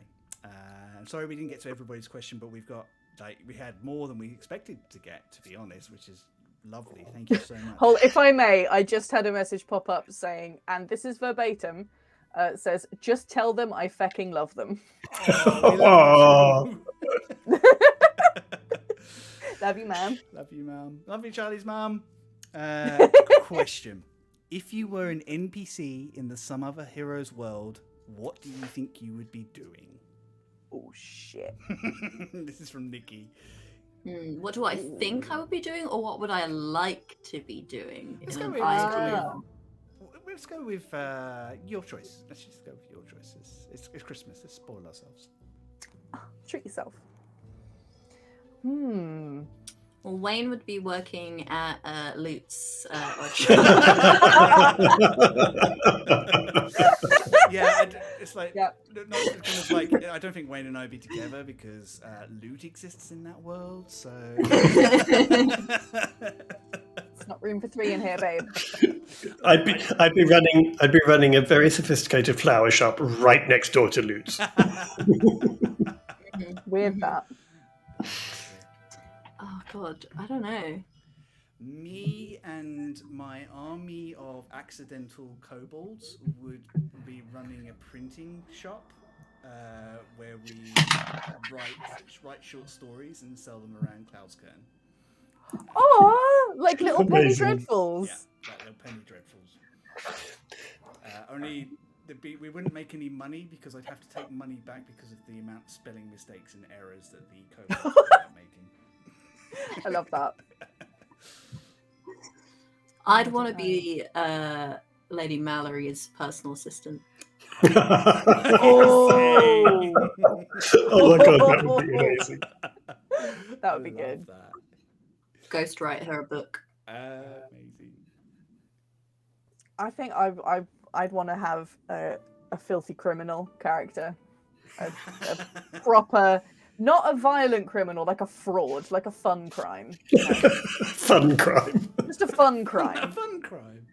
Just one of the fun crimes, you know. Yeah, Maybe it's something just a like fun one of the crime. river rats or one of the magpies or something. Yeah, but it would be fraud. It's got to be fraud because eat the rich, and it would be that Oh, kind I'd want of. to be in the circus. What am I talking about? Oh shit! Carnival of That's a very good Curiosities. point. Yeah. Yeah. Yeah. Yeah, it's a very good point. I love all those. Yeah, so Charlie's a magpie. Theo is in the Carnival of Curiosities. Wayne and I live in Cloudskern, but we're not together. We're doing our own thing and having a wonderful time anyway. Or perhaps have We a, are you know, together, completely and- polyam. Yeah. Yeah. Yeah. Fun crimes Perfect. with Charlie. Fun Sounds Fun like- times with Charlie. Is that a new Welcome, hi band? kids. Fun Crimes with Charlie. I like that. So is that your first album? Yeah. Yeah, or like my kids' TV show, as Rooney is suggesting. Hey kids, it's time to learn how to defraud the Tories. Don't Today tell we'll your learn how to parents. eat the That's rich. the tagline. Amazing. So, I guess that's it. There are a couple of other questions, but I think we should probably wrap there for Yeah, today. crikey. And I have Feed one pets. more Christmas surprise for you all. You all level up. Ah, Yay! fuck yeah! Happy What's the holidays. best Christmas present a wizard could get? Oh, More spells.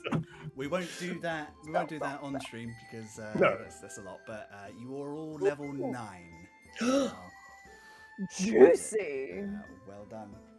I think that's the highest level character I've ever played. I know we've broken this. We've broken the curse.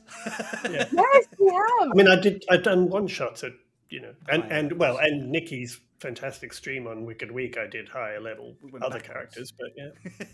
Oh yeah. Yeah. Oh, amazing. That's all. That's my evening sorted. I get a 5th level spell. Oh my god. Things can get OP. We are back in about a month's time. Our next stream back is the 15th of January, so we can have a nice long rest and relaxation, and Chris can write. Of stuff. constantly thinking about the stream and planning and missing it, and yeah, real relaxing. But we will of course update you everything that's coming up in the new year. We have a couple of other quiet projects on the back burner, and we will let you know as soon as we can about more of those. There will of course be more space at the table. We're going to pick that up in January. Wayne's been very busy, but he has ideas and plans, and he's bothering people with emails and stuff. But we're going to leave him alone for the holidays because it's only fair. All the Ashleys and McElroys, remember? All the Ashleys Yep. and McElroys, yeah. That's it. Just Ashleys Oops. and McElroys. Oops, all Ashley's. Oops, all Ashleys. And my mum. Dear. I've had a wonderful time. This has been a really, really fun, chilled episode, and so nice. It's to so sort of chat nice. stuff and things and have This fun. is just like how we talk when we get coffees. I know it But is. this time other people are listening to our bullshit. I know. I mean, other And people are thank listening you. to our bullshit normally. It's just they don't have a That's choice true. in the matter. Oh yeah, but the amount of times we'll be sitting in a coffee shop just chatting shit, and then we'll have a brief moment where we're like, "Oh, people can hear this, huh?" Yeah, Okay. sometimes I do kind of spare a thought to the people around us and Yeah. think, I wonder what people think. Yeah. Overhearing this conversation. Every now and then I have noticed that we've cleared coffee shops, but that's okay. I'm fine with that. That just means we won, doesn't it? Totally. That means we own it. Thank you, For everybody. every bread sauce in Norwich. Yeah. I'm Thank not- you, everybody, for joining us today, though. This has been so much fun, and it's great. Like, thank you so much to everyone in the chat. This has been so much fun. We've had a lot of fun. I've certainly had a lot of fun. Some amazing questions. We are going to miss you as we're away. We are going to recharge our batteries and plan and stuff. Yeah.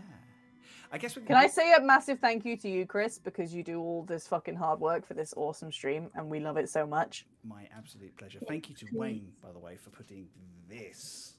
Good God, yes, Yeah, this and is great. all the visuals and the design and the glorious way that everything looks. Thank you so much. Thank you. You're welcome. I love doing this with you all. I guess it just leaves us to tell you where you can find us if you so wish.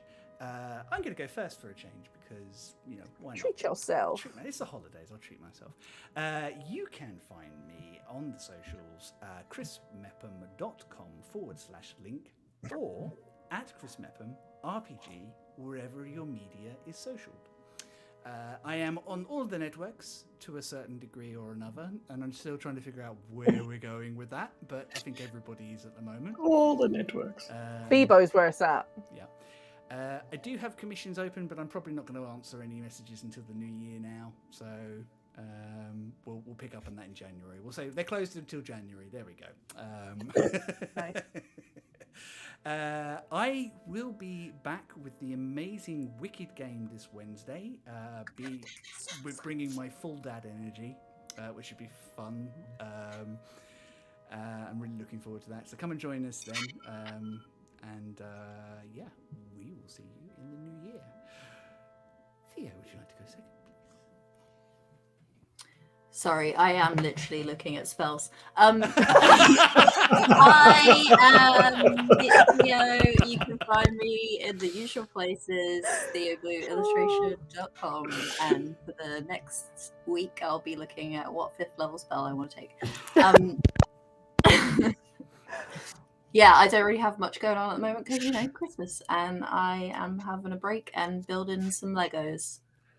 That sounds amazing to me. That sounds so Yep. good. Charli. Cool. You can find all my stuff at charlievince.com. That's got all links to my social media and stuff. And just like everyone else, I'm pretty much not doing anything up until the glorious holiday of Satanic Saturnalia has passed us. It is Halloween until January, and no one can tell me otherwise. And yeah. Oh, I do have one cool thing though. The second draft of my graphic novel has been approved to go to publishers in the new year, which is quite cool because I've been working on that shit since for 2.5 years. It's so cool, though. It's finally beautiful. going out for. Yeah, so that's quite cool. It doesn't mean it's published, it means it's just going out to people and it's been approved by my agent. So I think that's quite cool. Yeah. That is very Yeah, so that's my stuff. And thank you everyone for coming today. It's been so much fun just hanging out and chatting shit for a while. Last but not least, Wayne. Hi, everybody. You can find me on pretty much all of the social channels as WayneFic01, or you can find me on my website, which is just waynefic.com.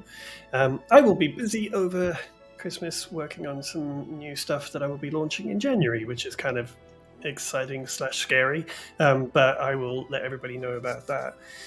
Otherwise, it is just left for me to say thank you to everybody for joining us this year for some of the heroes and for Space at the Table, and for those who joined us for Witchlight. And we will have some more exciting things for you next year. But as we've said before, our intention was to build a community with some of the heroes, because Because the time of ordinary heroes is done. Now it's time for some other heroes, and that's all of us. Yeah. And you. Oh, I love it. I love it. I just want to give a big shout out to all of our wonderful guests this year and the year before, Jakey, Michelle, Alicia and Jay, and also the wonderful cast that joined us for both the Halloween special and Into the Verse. It's the verse, yeah. And all our Hell wonderful yeah. guests from Space at the Table. It's been a busy, amazing year, and we have absolutely loved doing this. The Norfolk TTRPG groups who have welcomed us into this big nerd circle so gloriously. Much love to them. Yeah. We love you all. However you spend the holidays, whatever you're doing and whoever you're doing it with, Satanic rituals. have an amazing time. Enjoy yourselves, and we will see you in the new year. We love you lots.